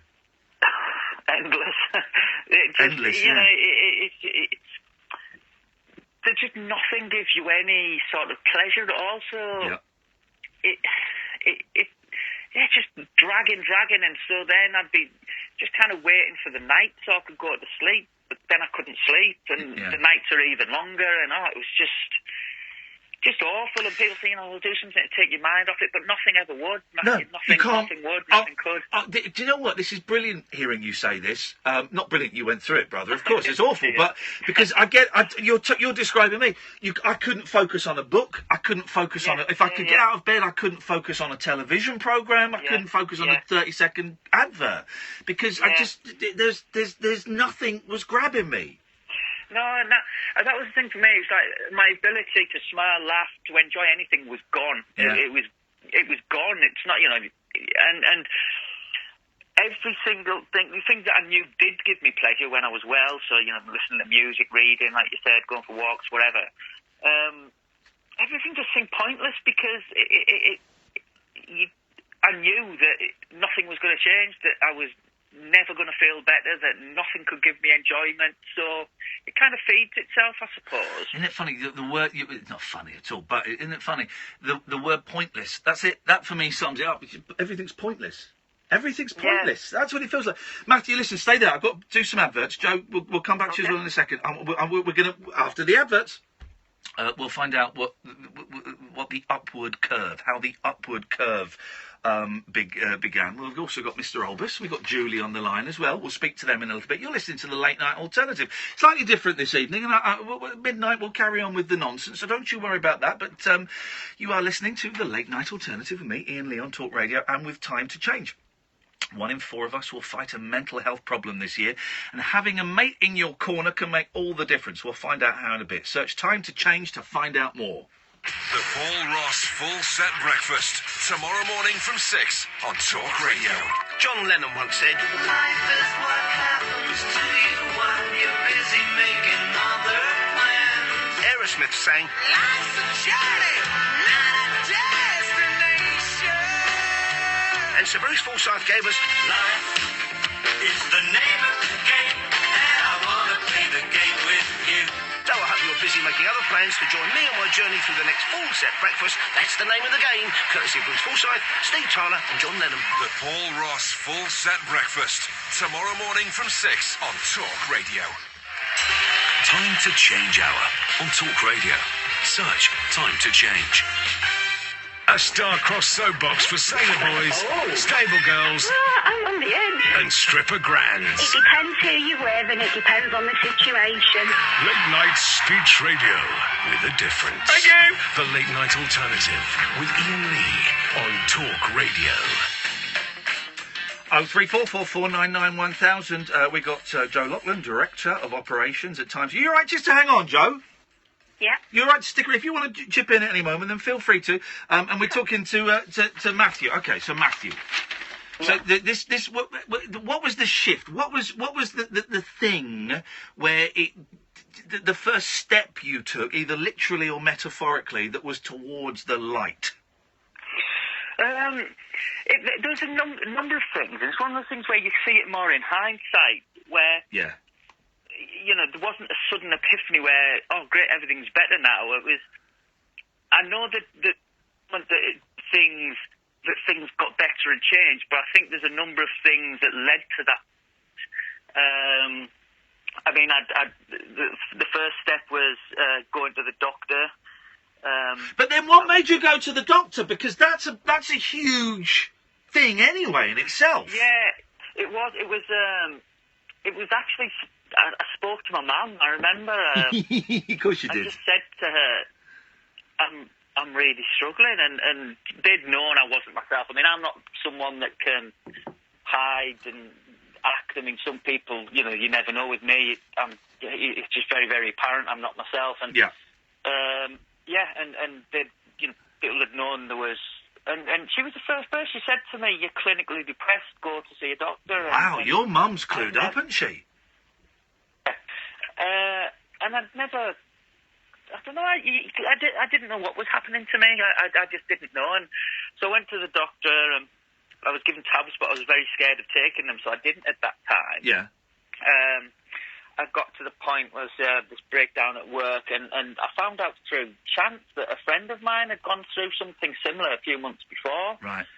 So that night, after my boss had drove me home, he came round and talked to me, and so the fact that he'd been there and got through it, that was it's like planting little seeds, I suppose, yeah. that you can get through it. And then I saw a psychologist. I went through the doctor. I was referred for counselling, but this was 2006, and on the NHS, it was months and months to wait, and saying all this time was off work. So I paid privately. I was in a position to do that, fortunately, and it was very expensive, but I saw a psychologist, and that really helped me. But the actual turning point was we'd had a holiday booked to the United States. I have a family over there, and it was around my first wedding anniversary. And I remember I was convinced I'd been ill for so long that was it, that I wasn't going to get better. And it'd been such a hard year for my ex-wife.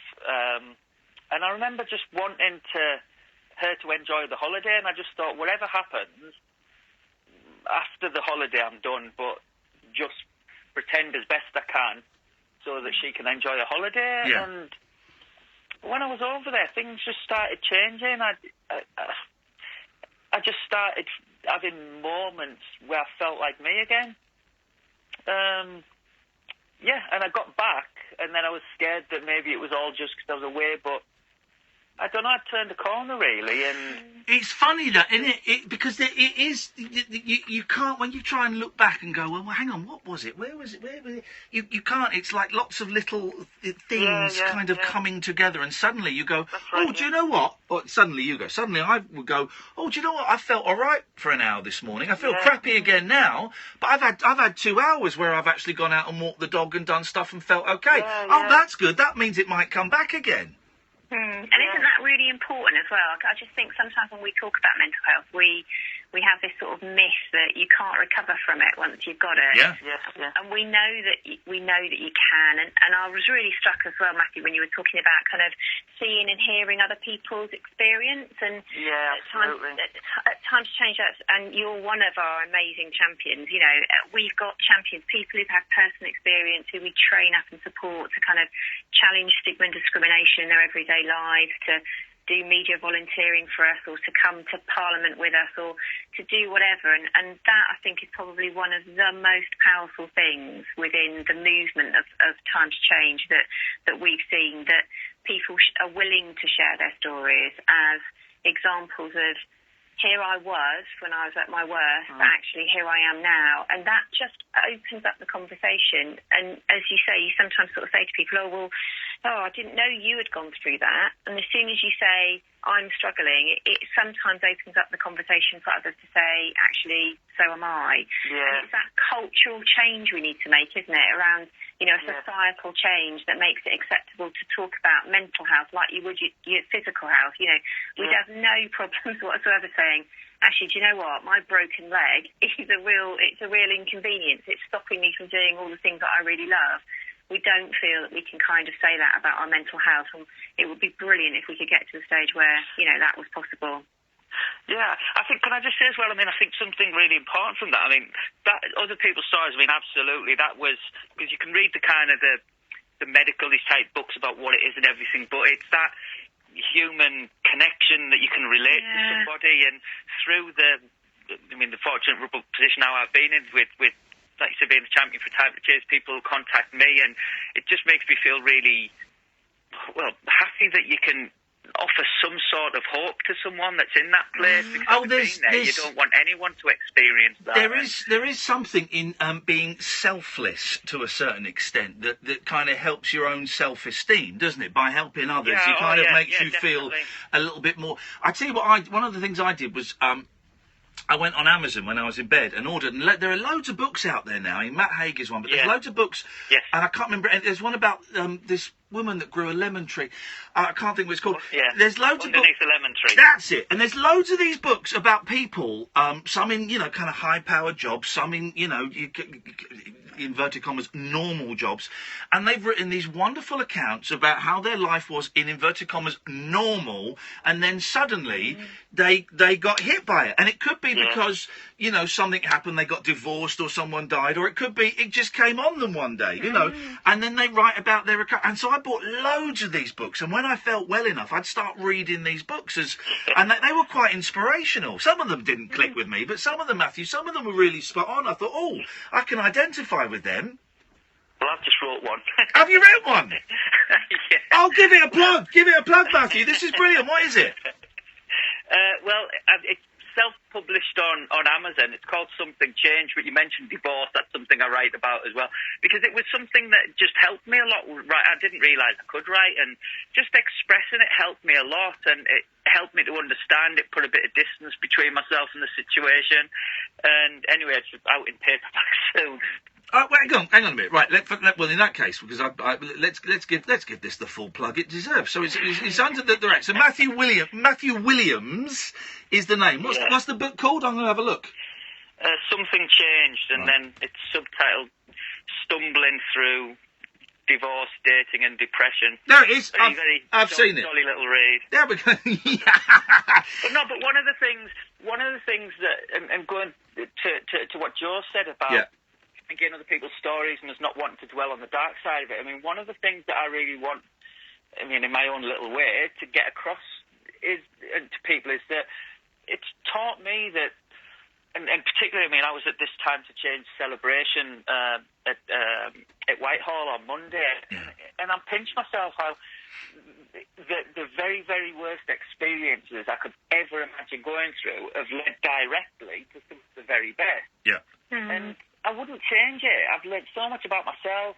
It helps you to connect more with other people, and it really does. It can improve your life for the better. Yeah. Oh, you come out the other side of it. You've got a skill set that, and also, I don't know if you're like me, and you kind of hinted at it earlier on.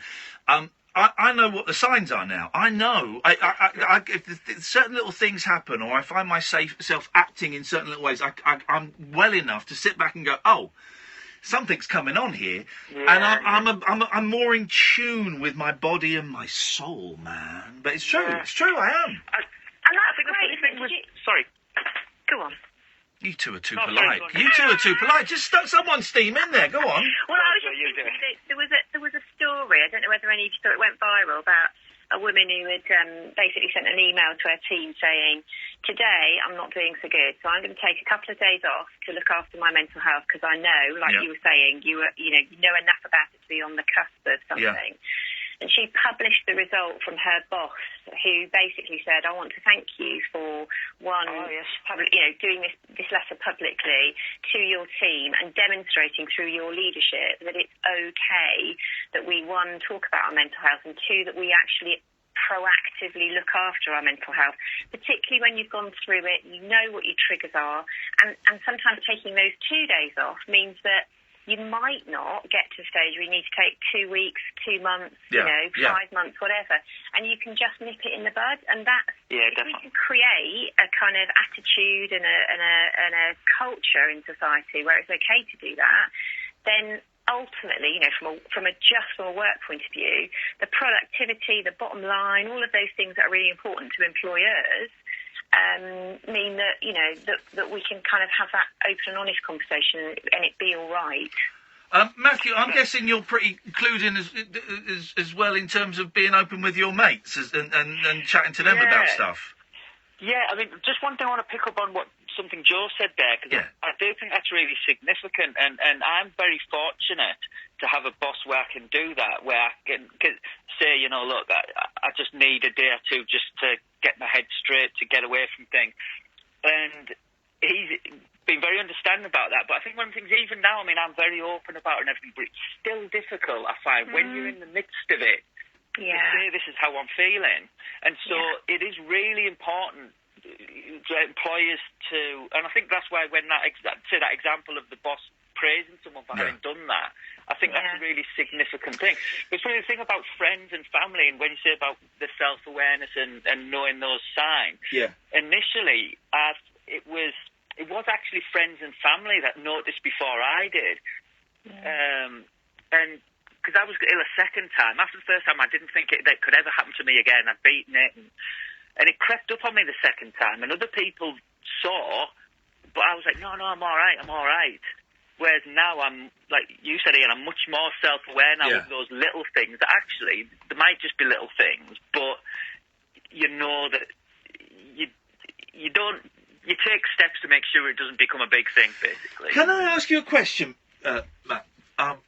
Do you ever worry that you talk too much about it? I'll tell you why, because I have had people in my life who've kind of said, "Oh, we should stop talking about that." Partly because I'm on the radio, and I wish you'd start.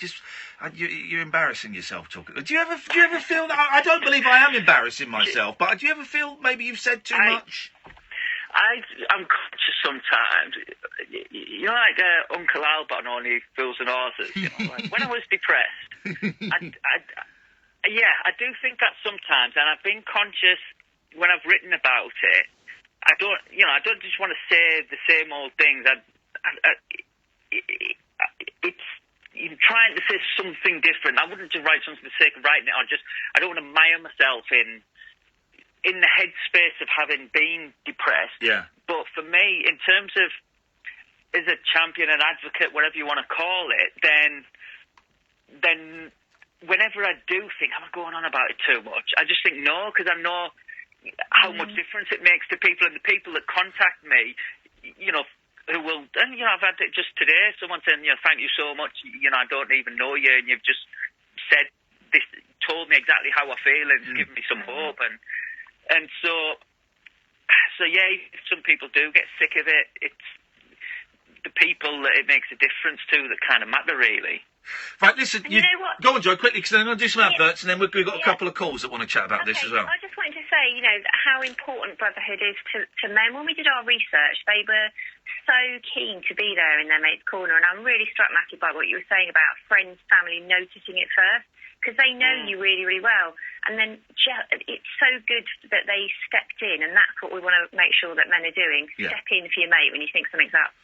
Right, Joe, Matthew, stay there. We're going to take a quick break. Then we've got Mr. Olbus, and we have Julie, 03444991000. We'll take this up to midnight, and then we'll carry on with the craziness, guys. After midnight, this is the late night alternative with me, Iain Lee, on Talk Radio, and with Time to Change. Across the UK, online and on DAB. We are Talk. Talk Radio. Give it some lip. Time to Change with Iain Lee on Talk Radio. Sponsored by Time to Change. Search Time to Change. This weekend, England's two most successful clubs go head-to-head at Anfield on the Sky Sports Premier League channel. Liverpool and Man United battle it out in one of football's biggest rivalries. Upgrade today for this weekend's action and enjoy more top clashes including Everton v Arsenal, Spurs v Liverpool and Man United v Spurs. Live only on our new channel dedicated to the Premier League. Now £18 a month. Search New Sky Sports. Cancellation requires 31 days notice. Further terms apply.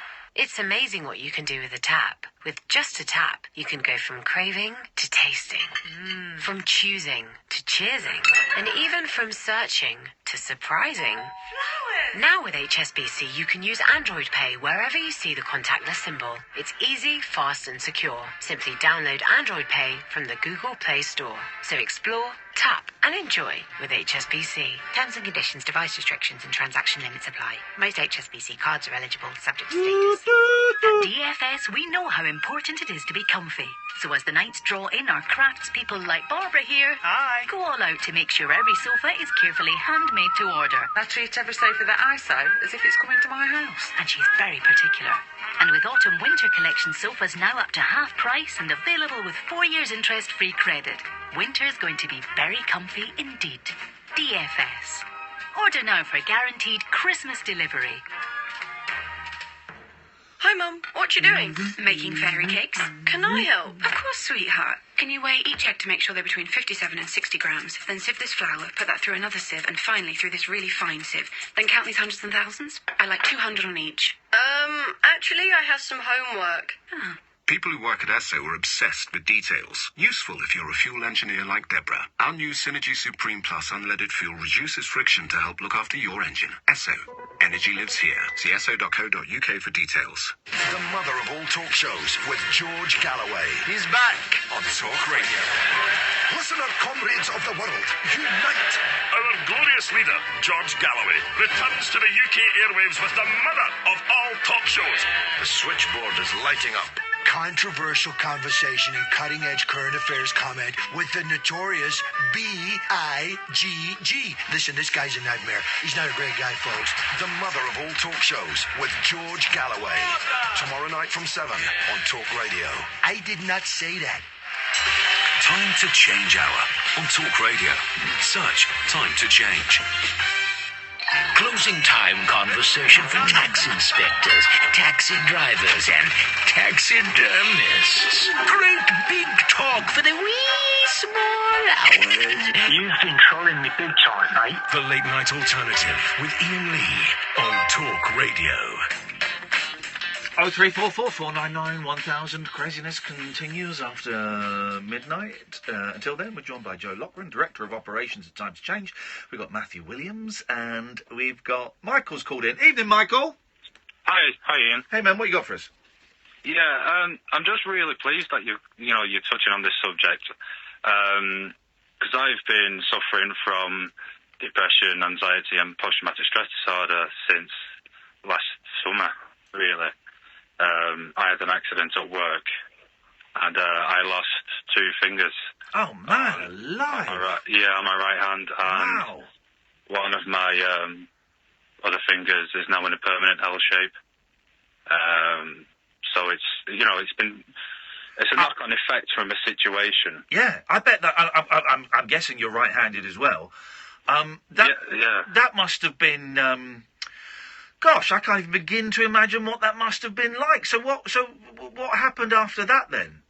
Well, ironically, during the weeks following it, I was in good spirits. I was just trying to cope with it as well as I can. Yeah. The great thing was that when I was in hospital, the nurses were coming to me saying, "Do you want to be referred to see somebody for psychological therapy?" Yeah. And luckily, I was smart enough to say yes, because in the back of my head, I was thinking, well, what the hell am I going to do now? Because it's one of those things that you don't expect to happen to you. Were you able to work with the injuries? I'm still off work. Right. Okay. Will you be able to go back and do the same job you did? I I don't particularly want to go back. I get that. So as those words were leaving my mouth, I thought, that's a dumb question. Well, no, everybody asks me that, to be quite honest with you, Ian. Yeah. Because I have considered it, but for my own mental health, would I be able to cope with it? Because part of the issue with the depression and the PTSD is you get flashbacks. Yeah. And the flashbacks aren't necessarily what actually happened, because I didn't see what happened. I always saw the aftermath, if you like. Yeah, of course. So all the images in my head are of what it could have looked like, and it's terrible. But I mean, it's people like Time to Change that, you know, it's refreshing to hear stories because you've already touched on it already, that when people ask you, how are you? Your natural instinct is to say, I'm okay. When inside you're just thinking, I just want to go home. I just want to crawl into bed and just stay there. Yeah, I think it's a weird quirk of our language and our society that's everyone's got doing this play acting thing. You know, you're inside, you're screaming, I want to kill myself today, and outside you go, yeah, no, I'm fine, thanks. You doing all right? Yeah, good. Where are you now then, Michael, in terms of you know, your head and your soul and everything? What's going on for you now? Well, it got to about a year, roughly, to the day, and I was finding myself running up to the specific day, really nervous, really anxious, very low. And then it was the week after, I was continuing to feel bad. And I just suddenly was sat down on my bed.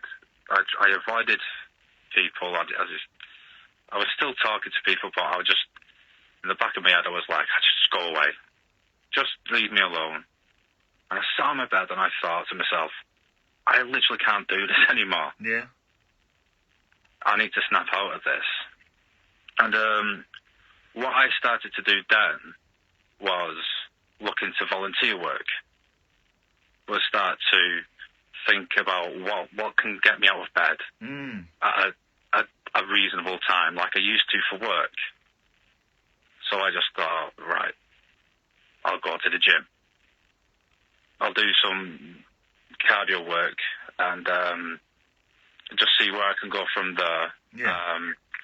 I used to play rugby until this happened, and one of the things I actually did was play a game of rugby. Shut up, man. How did that go? Terrible. Well, unbelievably, I tried to tackle somebody by grabbing someone's shirt with this hand, and mate. They went on to score a try, but you took part. Oh, I did. Yeah. One of the things I think that affects people when you have an accident is a lot of people tell you, well, you can't do this anymore, or you might not be able to do this anymore. But I've just had that will to go, well, you're wrong, and I'm going to show you. Oh, good for you. Good for you, man. But I mean, it's difficult to describe, as you were saying. You know, you don't know why it comes on for some people, and for some people you do. And everybody reacts in different ways to it. I mean, I've been honest and open about my feelings and what I've been going through with everybody, because if I just shut everything away, everybody's just going to think, oh, what's wrong with him? But if you're more open and honest about what you're going through, what you're feeling, then it's not only, you know, making you feel a little bit better and be able to trust that person, but it helps them understand a little bit more. Because sometimes, I mean, you hear people on the TV saying, oh, you need to man up and this, that and the other. But they don't know because they've not been through it. Oh, Michael, any time I see the phrase on Twitter, you see it a lot, man up. Any time I see that, I instantly dismiss that person as not having a clue as what's going on. Hey, Michael, listen, we're coming up to the end of this hour. I really appreciate your call, man. Keep in touch, won't you, and let us know how things go. Will do. Thanks, Ian. Nice one, man. Thank you very much indeed. Mr. Olbus and Julie, stay there. We'll come to you. Hang on, I'm messing up the phone system here. Oh no, I've just hung up on Joe. Can you get her back very, very quickly? Sorry, I'm messing up the phones. Mr. Olbus and Julie, we'll come back to you in after midnight, if that's okay. We'll carry on with the craziness as well. Matthew, give the book another plug, mate. Go on. What's it called? It's called Something Changed. Something Changed. Stumbling through divorce, dating and depression. There we go. We got Joe back. Sorry, Joe. I was trying to be clever with the phones, and instead I just booted you off. How rude! I'm not going to take it personally, Good. I promise. Joe, we've got about 50 seconds left, and I really appreciate you coming on. If people want to find out more about Time to Change, or if they want to get involved, where do they go? Go to the Time to Change website, time-to-change.org.uk. Loads of tips, loads of information, loads of ways in which you can start a conversation or be in your mate's corner. Brilliant. All right. Well, listen, we'll be talking about this over the next few weeks, and I'm so glad that we're kind of working together on this. Joe, it's a real pleasure to talk to you. Thank you very much. And you, take Matthew, care. keep in touch, buddy. I hope everything's all right, and we'll speak again soon, man. Thank you, Ian. Much appreciated. Thank you. Take care. There we go. What delightful people. Mr. Olbus and Julie, stay there. We'll come to you after midnight. After midnight, do you remember that time we tried to count up to 40 together and we couldn't do it? I'm feeling confident. I'm feeling cocky, right? Can we try, after midnight, to do the alphabet together? That will be easier, won't it? I think it will be. 0344 499 1000. This is the late night alternative on Talk Radio with Time to Change. Talk Radio. We got entertainment, and we're not afraid to use it. Talk Radio. Time to Change with Iain Lee on Talk Radio. Sponsored by Time to Change. Search Time to Change. So you've been pondering the idea of getting rid of your greys with Just for Men for the first time, and you're curious, is it fast? Easy? Why, yes, it's faster and easier than, say, fighting over the remote with your wife. You want the match? She, that blasted singing contest thingy? On the flip side, you could have been done getting rid of your grey with Just for Men by now. In about 5 minutes, you're back to your natural hair colour. Hey, your hair looks so good, she might even turn off the telly. Just for Men. Find it in the men's aisle. Winter can hit you hard if your boiler's not up to it. So make sure your home or business stays a step ahead this winter with a new boiler from British Gas for half price. You'll still get our full fixed price guarantee and our full 5-year warranty. And you'll only pay full price for the installation. Oh, and don't worry, you will get a full boiler. It's only the price we've cut in half.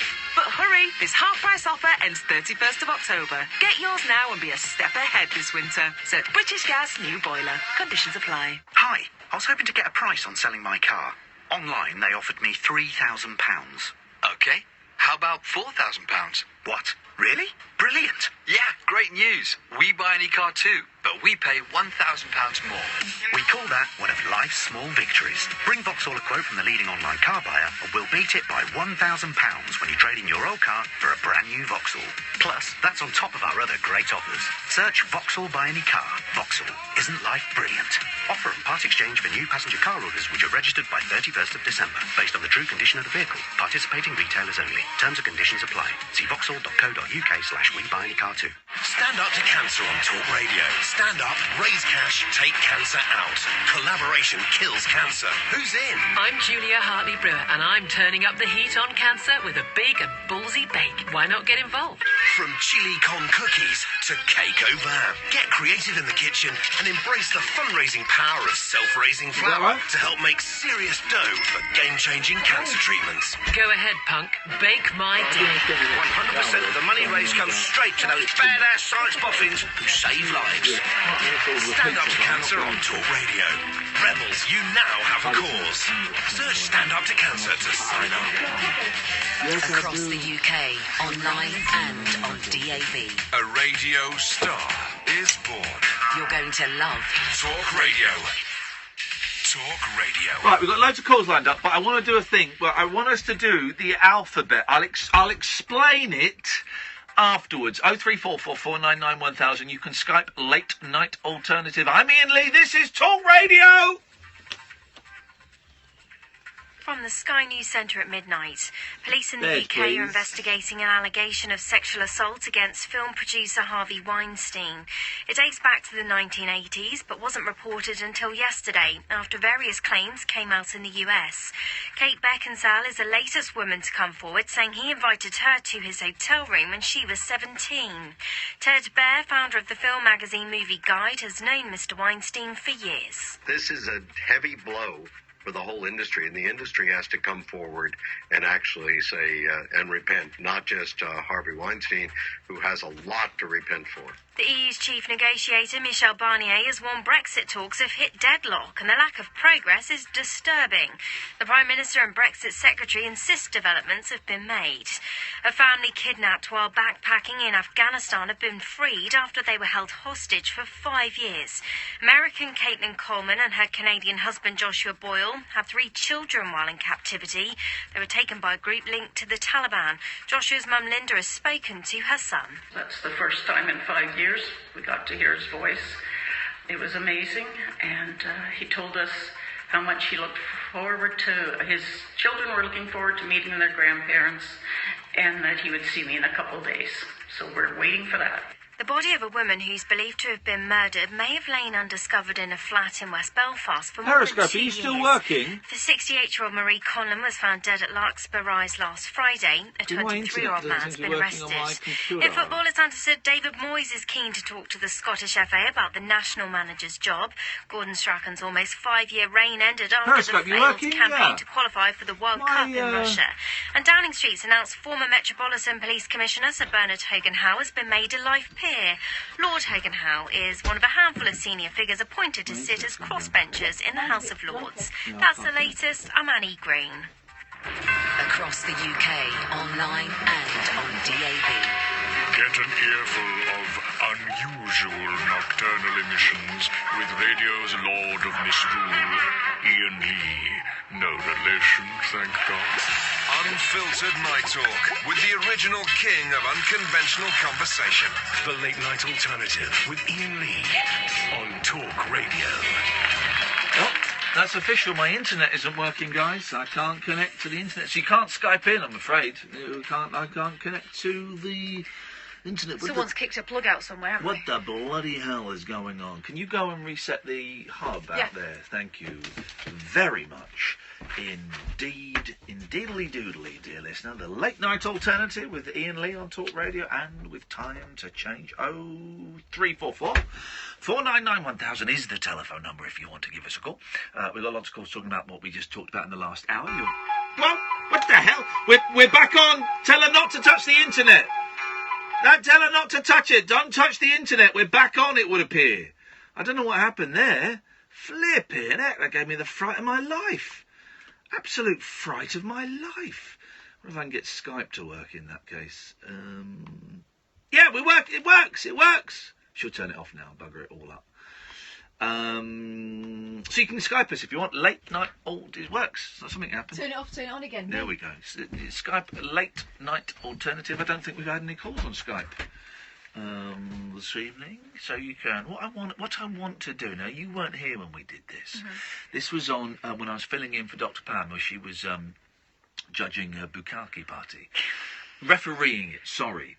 And it was an old trust game that I learnt at drama school, where you would lie on the floor with your eyes closed, a group of you, and you would try and count from 1 to 10. And you had to feel the gaps, feel the spaces.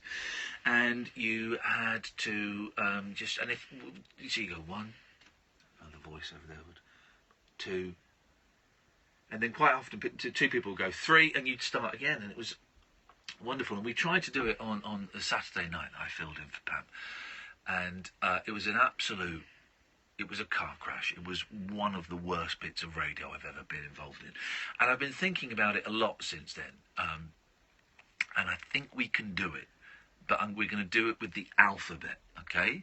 So we're going to do it with the alphabet. Let me take a couple of calls, and then we'll take calls straight to air, and we're going to do it, okay? And this is a bold move on a night when we've not had many calls, all right? This is a bold move, but God damn it, I think we can do it. Let's go to Mr. Olbus, because he was there first. Good evening, Mr. Olbus. Hello, Ian. How are you? You okay? I'm okay. I'm hungry, Mr. Olbers. I'm hungry. You're but- hungry? I'm hungry, yes. But apart from that, I'm fine.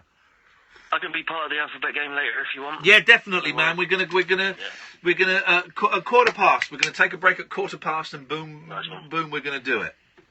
Okay, right. Well, just going back to, what we were talking about when I called in, it was about the antidepressants and depression and things like that. Yes. If it was okay, just to give you a bit of background about my story and my journey through and how it happened. It was about the last year and a half. Yeah.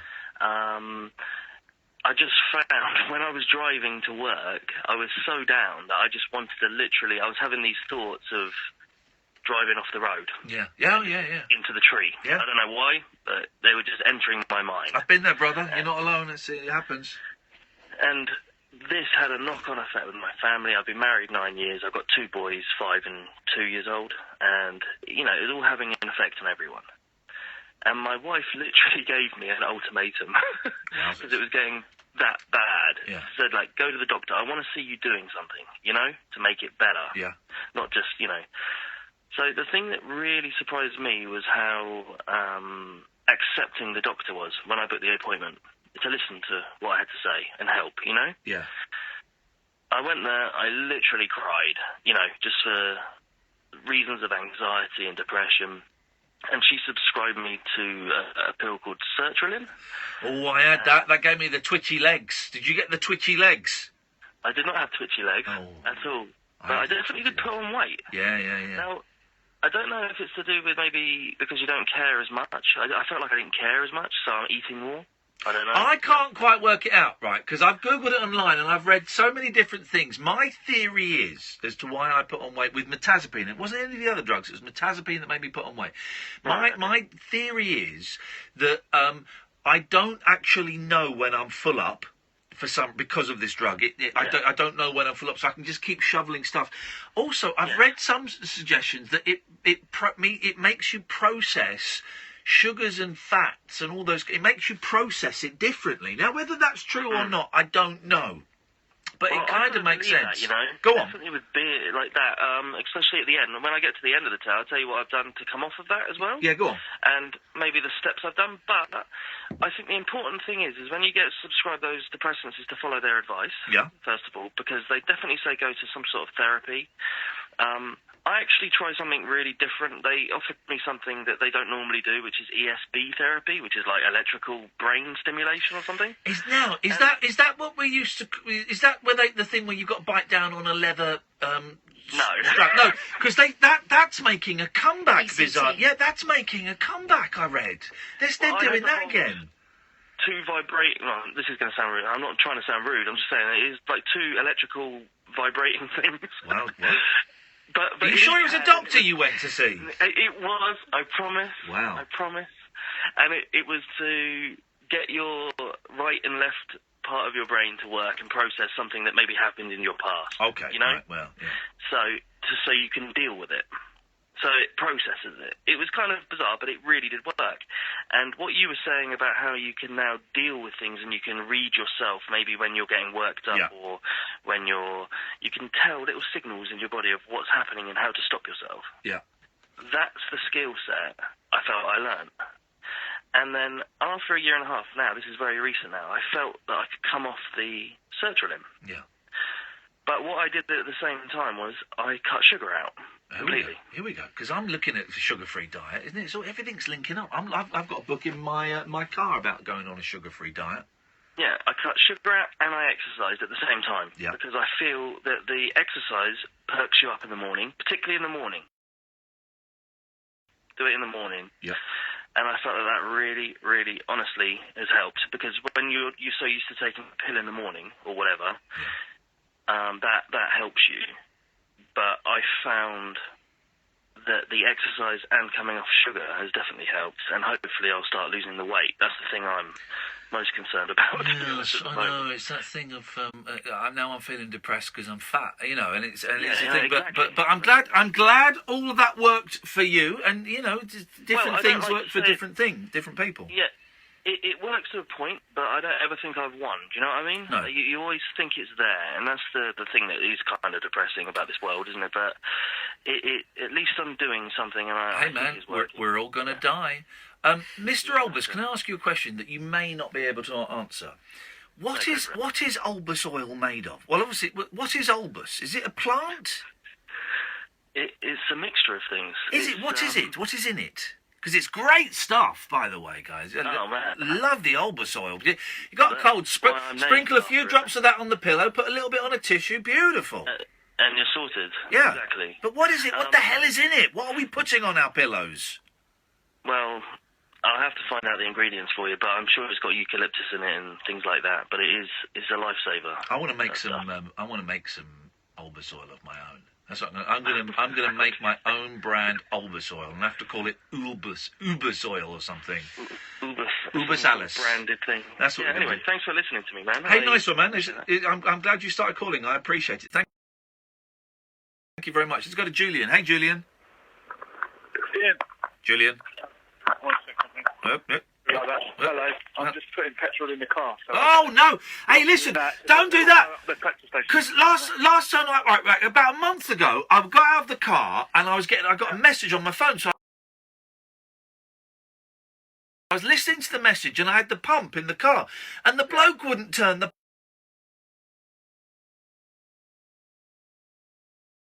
pump on, and I looked over us and I was going, turn the pump on. And he said, put your phone down. But that's a myth. They don't start fires. They're very paranoid about that. You could blow up a whole petrol station. It's a myth. One phone call. It's a myth, guys. Anyway, go on. It must be. Well, it was a sympathy call Yes. about an hour ago Yeah. when you said you weren't getting many callers. No one was calling in. It was the weirdest thing. I don't know what's going on. I was surprised to hear you say that. So I thought I'd give you a call, but then the person on the other line said call back later. Yeah, we don't. We're going to do something a little bit. We're going to be doing that for the next 3 or 4 weeks. So I appreciate your sympathy call. That's all right. No, I do genuinely. For you. Right, as I've said to you before, I used to do local radio, and we were really desperate for calls. I got so desperate that I used to record fake ones. Oh no, brilliant! That's brilliant. And I would have arguments with people. It was all like old stuff from the Human Zoo or angry callers to TalkSport or Talk Radio. Yeah. And I would silence out the presenter, and then I'd sort of ad-lib how to sort of time it. One night, one guy who was presenting with me, even he didn't realise that it was. Oh wow! It was fake news. Fake news. Here's what I'm thinking, Julian. I've kind of this is starting. I said this earlier to someone, and it's starting to feel like an idea. We got some brilliant guests coming up between now and Christmas, and I'm kind of thinking in the new year I'm gonna stop unless you know, we get offered Paul McCartney or something like that. Or John Lennon. Yeah, or if we got John Lennon, man alive, I'd give him 3 hours. But I'm going to say for like, and this is not going to be a hard and fast rule. So if I bend it, I'm cool with it. But I'm going to say for a couple of months, January and February, I'm going to knock the guests on the head. Not literally, that would be weird. And I'm going to focus on my trade of the phone-in radio show, and I'm going to roll up my sleeves and knuckle down and really focus on doing some 3 hours, 5 days a week of cracking phone-in radio. That's what I'm going to do. Well, I'm excited about it, and I'm excited about the alphabet thing. What, have I messed that up? Was I meant to say A? No, I'm going to take a couple more quick calls, then we're going to have a break, and then we're going to do the alphabet, okay? We're going to do that straight to air, all right? Thank you, Julian. Looking forward to that. Thank you, man. Let's go to Julie. Good evening, Julie. Good evening, Ian. Good evening. Can I just say, point out the irony at the top of the hour when you're talking about mental health awareness? Jingle of cuckoo. I know, yeah, exactly, isn't it? Terrible. Hey, listen, I made a joke to someone yesterday that went down very, very badly. So my mum's in the care home and she's not entitled to this benefit. So then I had to phone up Bucks County Council and I spoke to this woman and I said, right, I'm in an odd position. You sent me a letter at the end of August saying that Mum isn't entitled to this benefit. I've spoken to the DWP. They've reassessed her. They've said that she is entitled to the benefit, and I know she isn't. We owe them about $5,500. What can we do? And this woman was lovely, right? And she was at home. And I could hear Spice Girls music in the background, really loud, right? And I thought she was in the office. She said, "I'm sorry if you can hear the Spice Girls in the background. I'm at home. My daughter's got chicken pox." And what was brilliant, and you'll know this sound, Kath, and any parent will know this sound. She said, "My daughter's got chicken pox." And what I heard was, "Mum!" I'm sorry, she hasn't got chicken pox. She's just not very well. And I said, "Oh, okay, right, fine." And she said, "Right, let me just look at." And she got on the computer. "Let me look up your mum's case." Right, okay. Okay, let's ask a couple of questions just to check all this out. So your mum's there. How long has she been there? Right. How long have we been paying? Okay, right. Now your mum's not been there because she's been sectioned for her mental health, has she? And I went, "No. I mean, Mum is completely nuts." Silence. But she's not mentally ill, no. Okay, next question. Oh, man alive. Don't make jokes about people being nuts to people that deal with mental health on a level like that. But you should be able to, in the same way that it really resonated with me for the first single was cuckoo. My mum is nuts. She's absolutely bonkers. Everyone's mum's nuts, aren't they? I think they are. The best mums are nuts. Anyway, Julie, go on. I just wanted to say, because you've been kind of talking about the mental health awareness and men kind of specifically. Yes. I would say it's really nice to hear men being open and honest. And I've got some male friends of mine who can't talk to their wives because they feel that, I suppose because they are the breadwinner, the man of the house, that they don't want to put that pressure on or admit it to their wives. And one of the articles that I've linked to them, and it's pinned to my top of my Twitter bio, is actually the article that you wrote on your blog. Oh, that thing that got me in trouble. Oh, that thing, yes. Did it? Well, but anyway, I sent it to. It was really refreshing to read that. I mean, for anybody who suffers from any form of kind of mental health conditions, but specifically, I think for men. So I put that at the top. Bless you, thank you. I was asked to go on the Jeremy Vine show. I was asked to go on this morning to talk about it. I went, no, not interested. And then, thank God, about 4 months later, Matt Haig's book came out, and he became the target for all of that. And that's the other thing is that,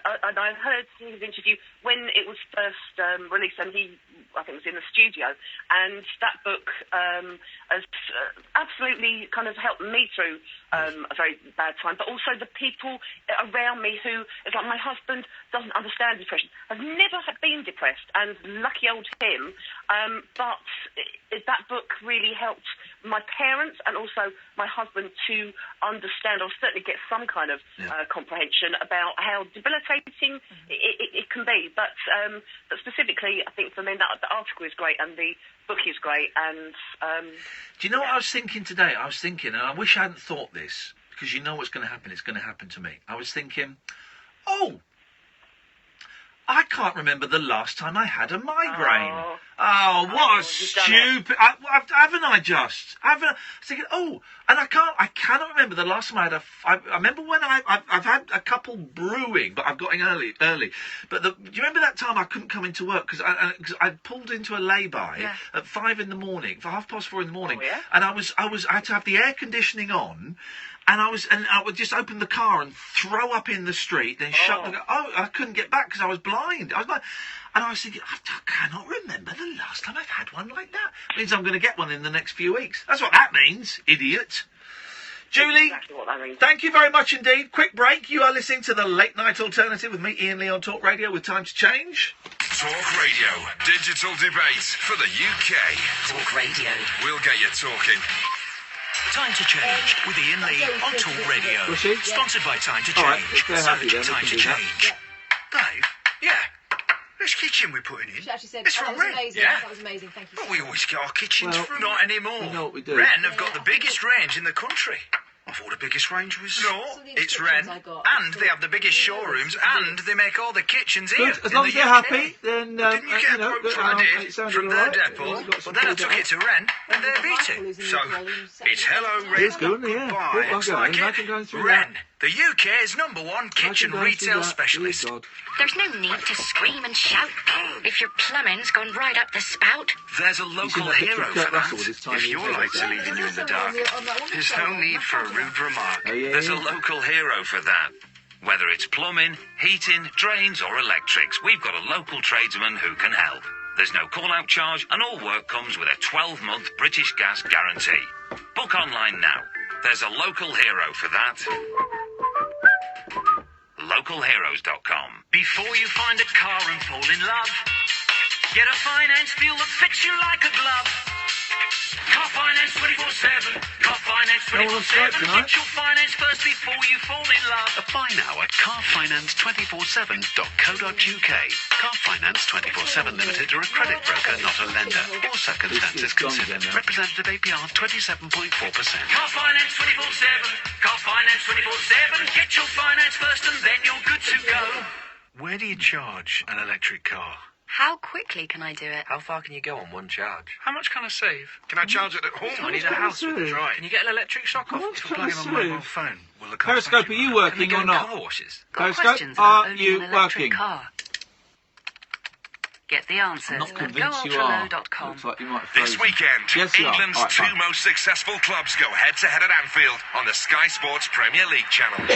Liverpool and Man United battle it out in one of football's biggest rivalries. Upgrade today for this weekend's action and enjoy more top clashes including Everton v Arsenal, Spurs v Liverpool and Man United v Spurs. Live only on our new channel dedicated to the Premier League. Now £18 a month. Search New Sky Sports. Cancellation requires 31 days notice. Doing the song is it's got the best Stand up to cancer on Talk Radio. Stand up, raise cash, take cancer out. Luckily, we're more equipped than ever to defy it. It's time to rise up against cancer. Calling all rebels! Talk Radio have teamed up with Stand Up to Cancer, and together we're raising funds and raising the roof in a series of fearless challenges. From a close shave with hair-raising results to making serious dough from a ballsy bake-off. Get inspired, join the rebellion, and help bring in stacks of cash for game-changing cancer treatments. 100% of the money raised goes straight to those badass science boffins who save lives. Stand Up to Cancer on Talk Radio. Rebels, you now have a cause. Search Stand Up to Cancer to sign up. Take a trip into the alternate reality of late night radio. I think I'm in something like the Matrix, and so are you. The late night alternative. Hello, hello. With Iain Lee. Is there anybody out there? On Talk Radio. Hello. I noticed Rocky's not called in. Rocky's self-inflicted exile. He's begun. I miss that guy. I don't. He's going to be one of those people who I'm sure I'll be unblocked soon, and a torrent of abuse will come my way. Phone in. Pablo and Simon, we'll come to you in a minute. As you know, we're all looking forward to the release of Nicky Knowles' album. Every kind of people. There's a new video been posted. By the way, everyone, please go and join this page on Facebook. It's quite a long title, More People Need to See This Video of Nick Knowles Singing. Go and join it. More people. In fact, I'm going to tweet the link. Hang on a second. Everyone, it's a great page. It's a really good community feel. Everyone needs to join this Facebook page. There we go. And they post updates on Nicky Knowles and the album, and this is the latest. Well, the album came about because an A&R man had seen me on a rooftop, a singing and playing session with Vicky Clyro one night until the early hours of the morning, and said to me, why don't you do an album? When I looked at the songs that I'd really fallen in love with over the years, songs like Body of the Wonderland by John Mayer, which I think has the most beautiful second verse in the world. It's been very important to me, so it was one I really wanted to include on the album. Your body is a wonderland. He said, hang on, so the reason he's covered a song is it's got the most beautiful second verse of any song going. That is, fair play, that is either the most Danny Baker or the most Alan Partridge phone-in. Either way, I'm having it. Which songs have got the best No, hang on, the second best verse. No. Which songs have got the best second verse? So 03444991000. It's like the Godfather effect. The second one's better than the first. Oh, I've given Catherine a present today. I've given her some powerful voodoo. At long last, I listened to Scott One, the Scott Walker album yesterday. Bloody hell. Why didn't anyone tell me? I was in the car in tears. Jeez. It's incredible. So I've given it to you because I've now bought a box set of the first 4 albums. Scott 1 to 4 are the ones. You sure you can handle 1 to 4 if 1 was I don't know if I can, honestly. And some of you will know what I'm talking about.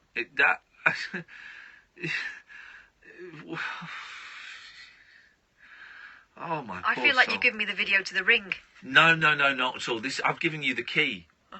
You've got the key. Honestly, it's incredible. It is absolutely incredible. You've got to do it in one go. Right, OK, I'll do it tomorrow. There we go. If I can. Let's go to Simon. Evening, Simon. Hello. Hello, Simon. How are you? I'm very well, Simon. How are you? Yeah, I'm all right, thanks. Oh, I just want to phone in and say a big thank you for covering extensively the depression bits and pieces, of which I am a sufferer for the last 20-odd years. How's it going now? How are you doing today?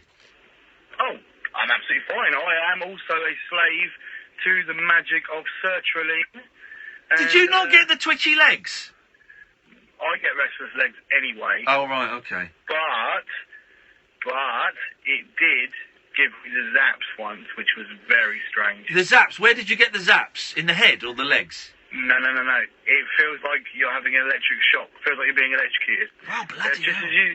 Just as you fall asleep, yeah, or as you're sort of dozing off, you're it only happened once. It was really weird, but I did a bit of research on it, and it turned out it's this thing called the zaps. Oh, I want the zaps. And I woke up with a jolt and literally believed I was connected to the main. Mate, the zaps sound awesome. I want the zaps. Give me some of your sertraline. It was good. I mean, it frightened me, but once I realized... You see, it's the thing with depression, right? Knowledge is power. It frightens you. So you look into it and you research it, and you get the answer. Yeah. And so, therefore, the zaps became a thing of fun rather than something to be scared of. And, apparently there's people out there that suffer a lot worse. I mean, I personally, but fortunately, don't really get side effects. I used to be on different tablets for it. And I decided to come off them because I was missing things. Like, for example, I could smell grass being cut. And the emotion behind that smell, how you're like, oh, smell that. Yeah. Yeah, you could smell the smells, but the emotions weren't there, and I realised that maybe it's time to come off these. So I did, and depression relapsed, and I'm afraid, I'm one of these people that I do believe that this is going to be with me for. Oh, I think so. Duration. I think it's going to be. I believe it's going to be. I'm going to ask you the question: can you ejaculate? Yeah. Normally. Yeah. All right. Well, lucky old you with your zaps and your semen, eh? lucky old you, Simon. I just got to find someone to share it with, though. That's the trouble. That's the anxiety. See, that's the cruelty of it. Yeah. The anxiety stops me, wanting to get out there and meet someone, and. But I've got a lot of love to give, mate, I tell you. Right, I had a really good question, and I've completely... Oh, yeah, no, you talked... Because I got in touch with my psych about coming off it, and he knows that I'm going through some massive stuff right at the moment, like the biggest stuff you can imagine. And he said, I tell you what, you get a little bit more sorted with that stuff that's going on, and then we'll have a chat about coming off it, or easing it down a little bit. Yeah, go on. Right. Bear in mind, I've suffered for a long time, Yeah. Why would you want to come off it? Because I want to lose a bit of weight, because I do want to have, sex where there is a finish to it. But also because I see, for me, and this is just for me, I'm not speaking for anyone else, I see the medication as a hand to hold while things are too rough. I would rather not be on the medication for the rest of my life. If I have to be, then so be it. But I have had periods where I've been off medication and been fine for a while, then gone back on it. I'm developing a lot of tools that I'm developing more tools than I've ever had before for coping with it, and I would not like to be taking pills every day for the rest of my life, basically. That's fair enough, and that's just indicative of how we're all different, and there's nothing wrong with that. Me personally, I'll be on them for the rest of my life. They're my 3 best friends that I see first thing in the morning. Yeah. I know that they keep me functioning and they keep me straight-headed, and because without them, I'm a nightmare.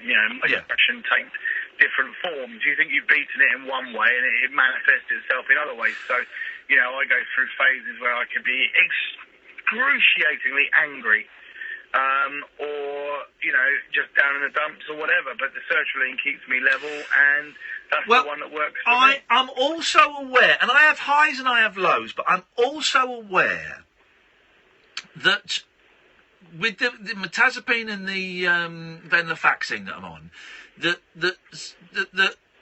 sometimes my reaction to big things is a shrug of the shoulders. And I know that's the drugs that's doing that. Yeah, but that's good. That means it's working. Well, it means it's working. No, exactly. It means it's working. But I would like to experience a bit... I would like to feel and experience a bit more emotion. Well, this is what I was going through with the Prozac. This is what happens to me when I had, like I said to you about the smelling the freshly cut grass. Yeah. Now, I'm not on that anymore. I'm on sertraline, and... as I said to you, my opinion is that I will stay on this forever. No problem whatsoever. But I think it's a case of maybe finding... I mean, obviously, you know how you feel. Yeah. Same as anybody else. I personally would say to you, maybe you're not on the right one. Oh, no, I know what you mean. And I respect you saying that, thank you. And I will say back to you, I think I am. Because my doctor is a bloody genius, and he's been tinkering and, kind of coming up with different combinations.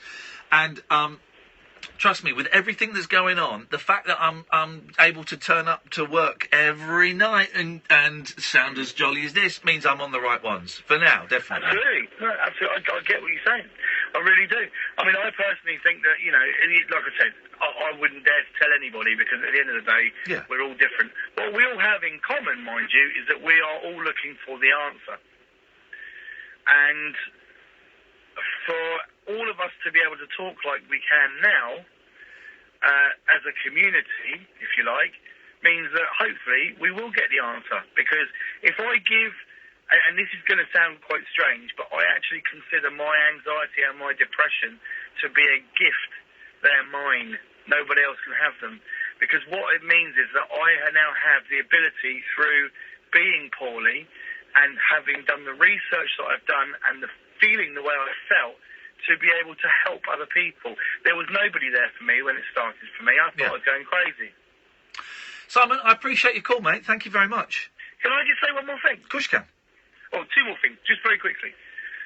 One of the things that helped me more than anything was a book that a doctor put me onto. It's called Self-Help for Your Nerves. Yeah. It's by a doctor called Dr. Claire Weeks.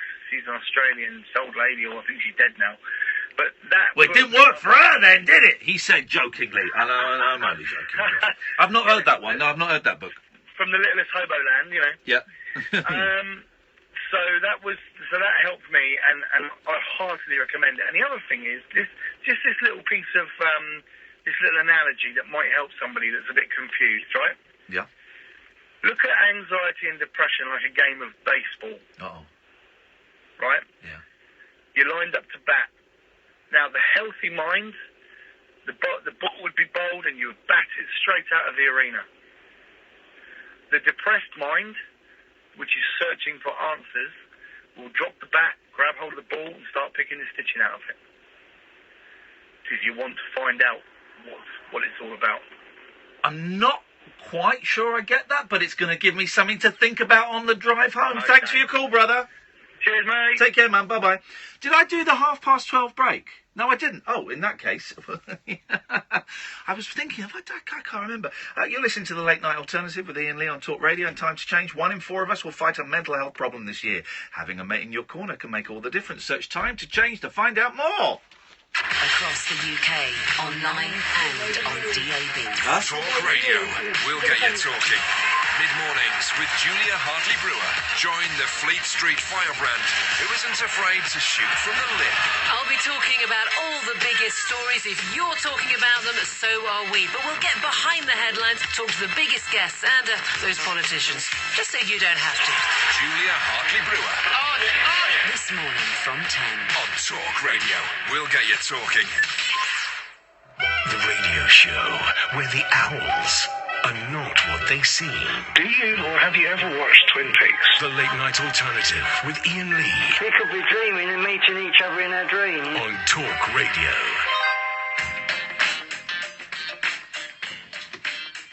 Andrew's unhappy with us. Oh. He's just posted on my Facebook page, facebook.com/Iain Lee, driving home listening to the show as I always do, and you had no callers, so I ring in. Your geezer rings back, and I sit through the ads waiting to come on, and he says we're doing something for the next hour. Can I ring back at midnight? Hell no. I will be asleep by then.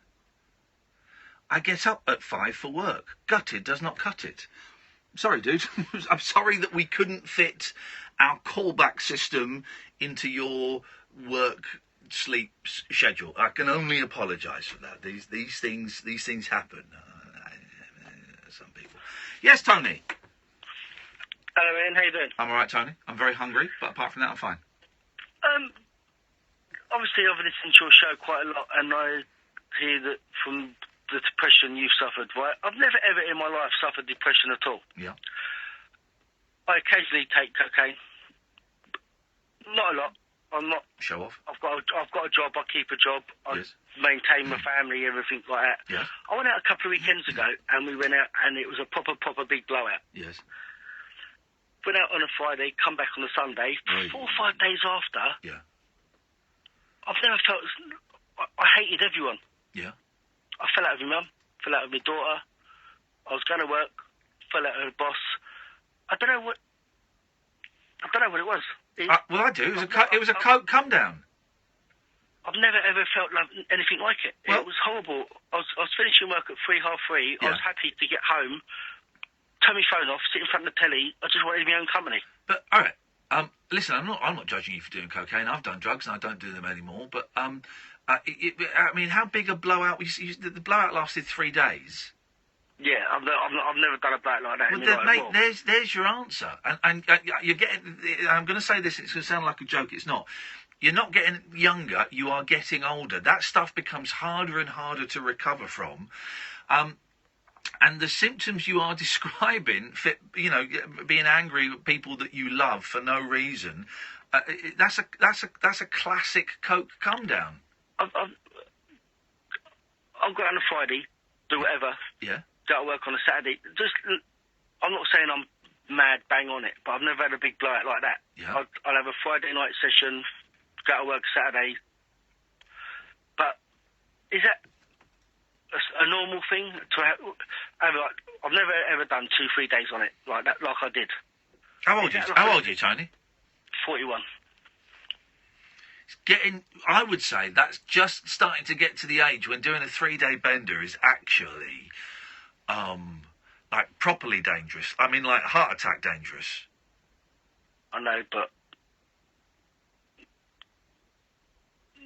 what? I agree.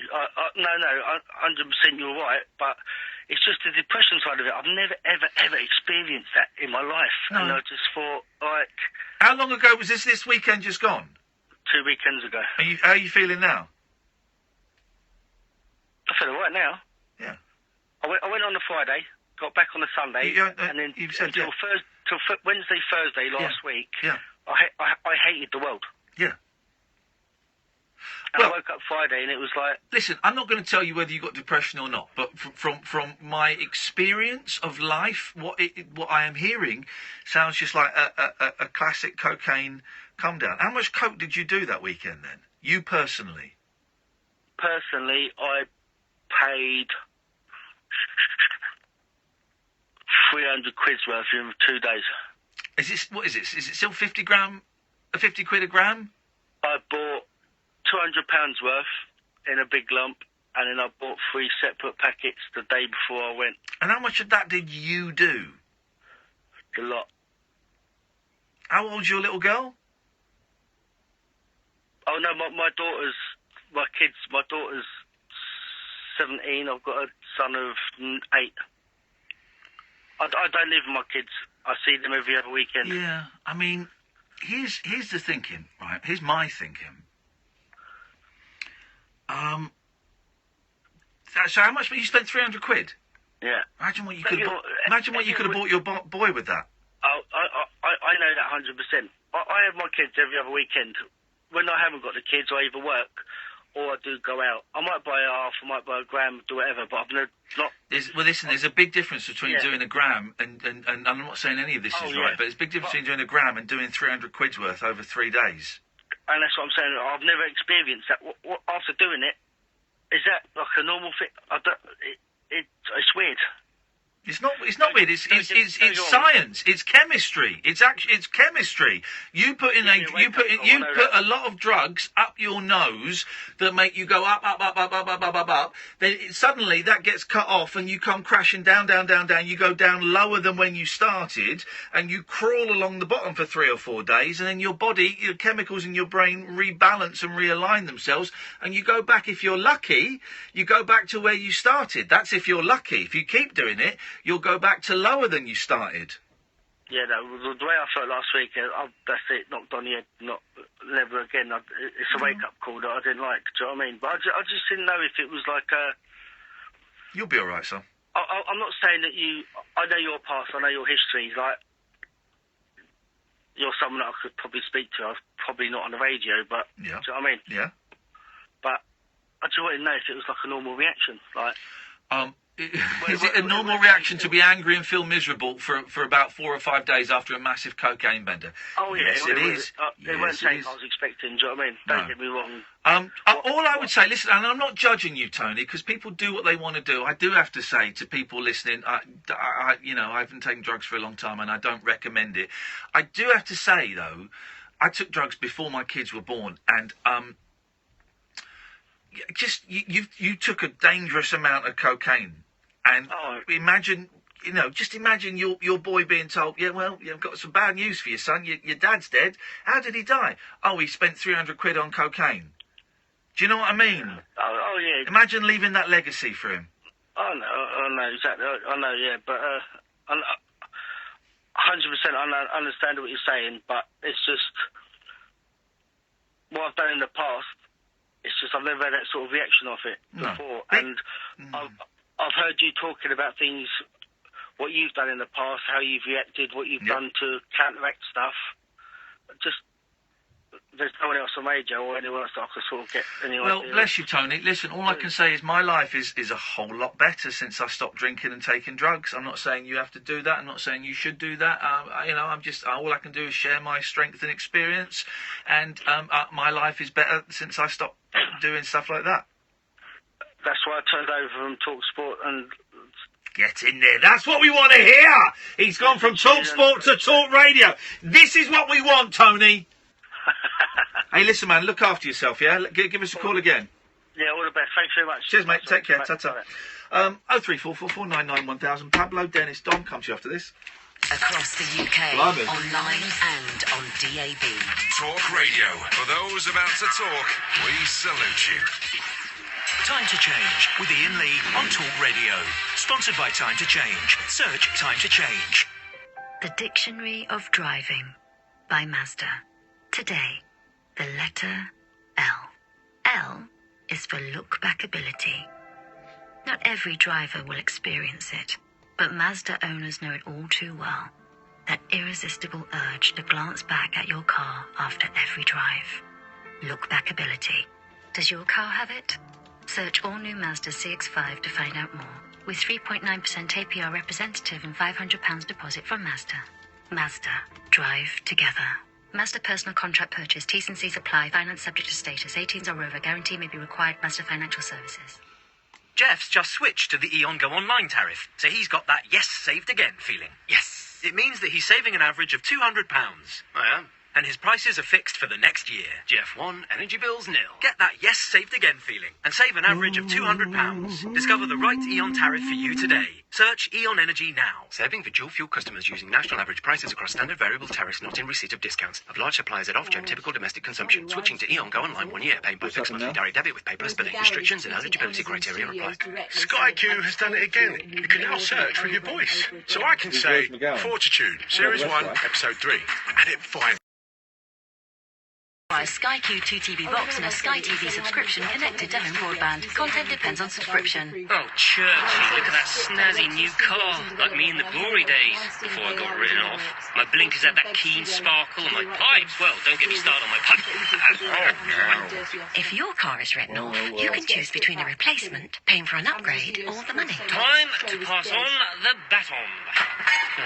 Churchill, depend on the dog. Comprehensive cover only, excludes theft claims, exact match subject to availability. Minimum car value £3,500 or cash replacement. Upgrade available when difference is paid. Underwritten by UK Insurance Limited. The football's back. What a chance! What a goal! Which can only mean one thing. The Selco Predictor is back. Sign up now at selcobw.com/predictor and use your footballing foresight for the chance to become a millionaire. £1 million. Plus, in September, win a Sony PS4 bundle, complete with official DualShock controller and 2 games. The Selco Predictor. Download the Selco app now or sign up for free at selcobw.com/predictor. Greetings, Earthlings. We come in peace. We wish to communicate with your leader. I'm Howard Hughes. Join me this Sunday night from 10 for a trip into the outer limits. Untwist the lid on Talk Radio's specimen jar of the psychic, the supernatural, and the simply unexplained. The Unexplained with Howard Hughes. Sunday night from 10, Earth time, on Talk Radio. Neon-lit night talk for torch singers, trolley dollies, and train wrecks like me. Never know just where the conversation will take you. What I'm going to say sounds ridiculous. The Late Night Alternative with Iain Lee on Talk Radio. I've just seen online, I'm just tweeting, hang on a second, anyone seen this? I've just seen retro gaming, Pi, the ultimate retro console, £165, right? Comes with 2 SNES replica controllers. Emulators include an N64 with 264 games, a SNES with 856 games, Atari 2600. Sorry? What? Such a lot of things. Yes, yeah, and I'm missing some of them out. Master System 365 games, MAME 2,296 games, Commodore 64 304 games. So what I've done, what I would like to do is I would like to crowdfund. Because I can't spend out £165 on that. I've just spent a load of money on stupid holiday. But I can't. What I'd like to do is I'd like to crowdfund it and for yourself. Pay for it. I'd like you listeners to pay for it, and I will talk about it on the radio. And that will be the deal. So it's almost like you're playing with them, but you obviously don't want any contact. Yes, I don't want... Yeah. So that would be great. Seems fair. If anyone could, that would be wonderful. Yes, Dennis? Dennis? Good evening. Good morning, Ian. I was hovering over the cut-off button there. I'm totally amazed that you get depressed. You're the most lively chap I've ever lived. Well, there you go. Well, listen, here we go. because you're lively. Yes. I'm terribly sorry if you do get depressed. Yes. Sorry.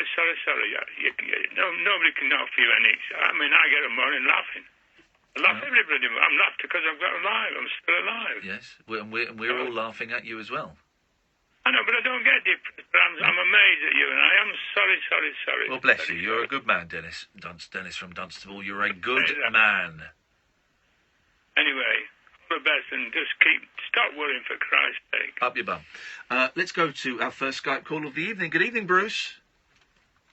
How's it going, Ian? I'm on the train station here in Melbourne. That's great news.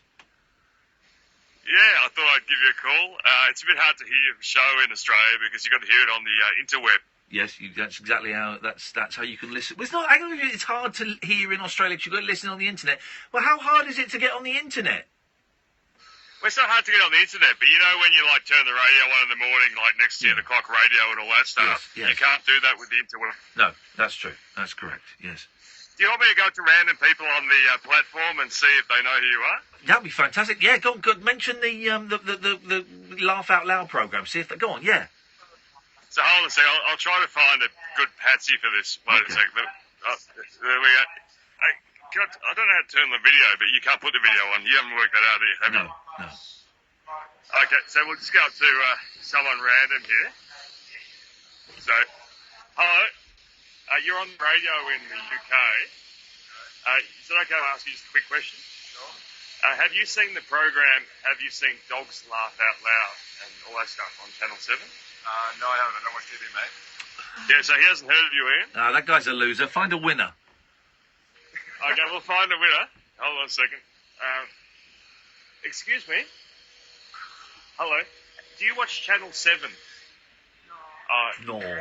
Oh, but you didn't watch Dogs That Make You Laugh Out Loud? You know the program where they have the funny dogs? No. Can you hear that, Ian? Yeah, I can hear the sound of a loser. Oh, no, she's an old lady. Don't say that. Oh, can they hear me? Yeah, Oh, I can hear you. flipping it, Bruce. I didn't know that. I sound... What a delightful woman. I'll ask her what her name is. She's very attractive. What's your name? Oh, yes, Lucy. Lucy, lovely to talk to you, Lucy. Go and find one more, Bruce. I'll find one. There's a girl, but she seems to be trying to avoid me. But she may watch Channel 7. She's on the phone. Yeah. We're on the radio in the UK. Hi there. Yeah. We're in the radio in the UK. What's your name? Hi, Kathleen. Kathleen. Kathleen. Kathleen, do you watch Channel 7 on occasions? But have you seen the program Dogs That Make You Laugh Out Loud? You know the funny YouTube thing where they have the dogs and they... It's a television show. It's a television show, yeah. Have you seen that? Oh, Ian's the host of that. Kathleen, I'm the host of that. It's my voice. I'm famous in Australia, I was led to believe, but nobody's heard of me. I don't watch TV. Yeah, they don't watch TV. They're all hippies here. Wait, there's one guy that's been looking at us. Have you seen the program Dogs That Make... Wait, hold on a sec. This is the host of it. G'day, mate. How are ya? Hello. Look, I prove it's me. Have a look at this. Have a look at this pup. Emmett. He wants... Shut up, I'm doing the voice, Bruce. Have a look at this pup. He wants to jump onto his owner's lap, but it looks like he's going to land on his nuts instead. I've done that a few times. Yeah, haven't we all? Haven't we all? Bruce, thank you very much indeed. Let's go to Pablo. I like that. Only one call on Skype, but what a call. What a call. What a rip-up. Yes, Pablo. Hey, Pepe, how are you doing? Yeah, I'm good, thank you very much. Oh, good. It was just on the whole, the Thursday thing on the basis. Yes.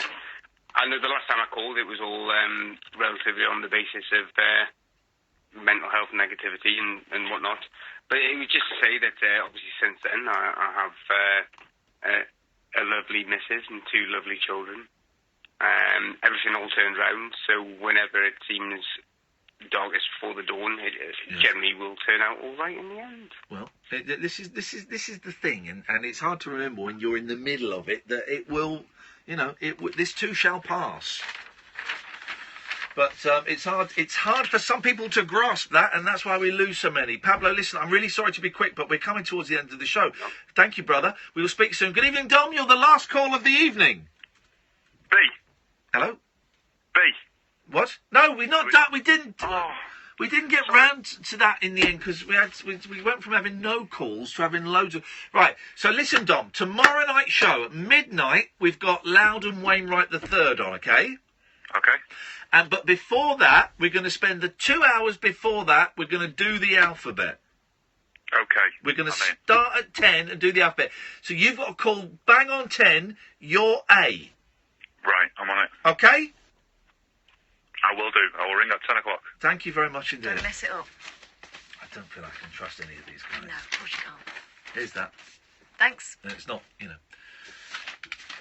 it's not filled in. They didn't do all of them. Well, what? Nothing's fine. The middle one I only have to do it at the top of the hour. Yeah. Yeah, I did it. It's fine then. Yeah, it's fine. It's fine. Yeah, it's fine. It's fine. It's fine. It's fine. It's exciting having people on board, backing the show and stuff. I dig that, guys. So tomorrow, yes, Loudon Wainwright III. But more importantly, you and I, dear listener, are going to go on a journey through the alphabet of love. Not the alphabet of love, just the alphabet. And we're going to do a little trust game so we can all be a little bit closer than we are. And we will start with Dom as A, and we will work through the alphabet. How's about them apples? Thank you, Sam. Thank you, Catherine. Don't forget to go and to download the podcast. If you download them from iTunes, then we'd appreciate it if you left a little comment and a 5-star review. There's a new episode of The Rabbit Hole that came out yesterday, Thursday as well, so you might want to go and get that, the first one that we recorded in sunny Scunny. I am Iain Lee. You have been listening to the Late Night Alternative, back tonight at 10 on Talk Radio. Talk Radio. Talk and entertainment across the nation. Talk Radio. Give it some lip. Time to Change with Iain Lee on Talk Radio. Sponsored by Time to Change. Search Time to Change. Now TV's on the ball. Streaming Liverpool v Man United live tomorrow with a sensational Now TV Sky Sports Day Pass for just $6.99. Can you believe it? So, to only pay for the games that matter to you, search Now TV today. 18 plus, fixtures subject to change, terms apply. You must have something I can use. I'm afraid not, madam. Our entire fleet of private jets has been booked out. We did have 13 planes available, but now all gone. How on earth am I supposed to get to Saint-Tropez this weekend? Nicer problems to have. It's Friday the 13th, and Euromillions is making 13 lucky guaranteed UK millionaires. Not even a tiny chopper? Euromillions. Get your ticket for tonight's event. Only from the National Lottery. Rules and procedures apply. Players must be 16 or over. Ahoy there! Is your car feeling sluggish? Like you're lugging a massive great anchor? It could be your engine clogging up with dirt. Over time, BP Ultimate with active technology removes dirt from your engine, and it could give you more miles per tank. So, it's anchors away! BP Ultimate with active technology. Green lights all the way. Based on engines tested in dirty versus clean condition and for Ultima unleaded versus RON 95. Benefits may vary due to factors including vehicle condition and driving style. See bp.com/ultimate. Hi, I was hoping to get a price on selling my car. Online, they offered me £3,000. Okay, how about £4,000? What? Really? Brilliant. Yeah, great news. We buy any car too, but we pay £1,000 more. We call that one of life's small victories. Bring Vauxhall a quote from the leading online car buyer and we'll beat it by £1,000 when you trade in your old car for a brand new Vauxhall. Plus, that's on top of our other great offers. Search Vauxhall Buy Any Car. Vauxhall. Isn't life brilliant?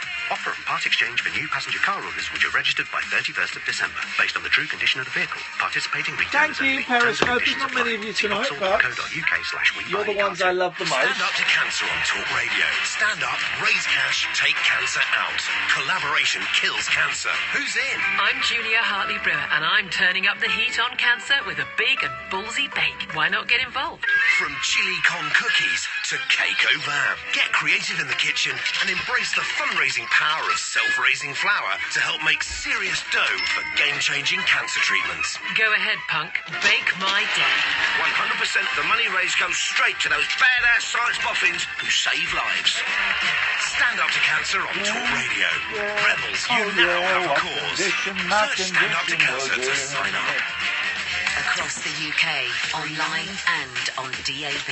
Talk Radio. Felt like a better We show have ways tonight. of making you talk. I've not really felt it this week, but tonight felt a lot better.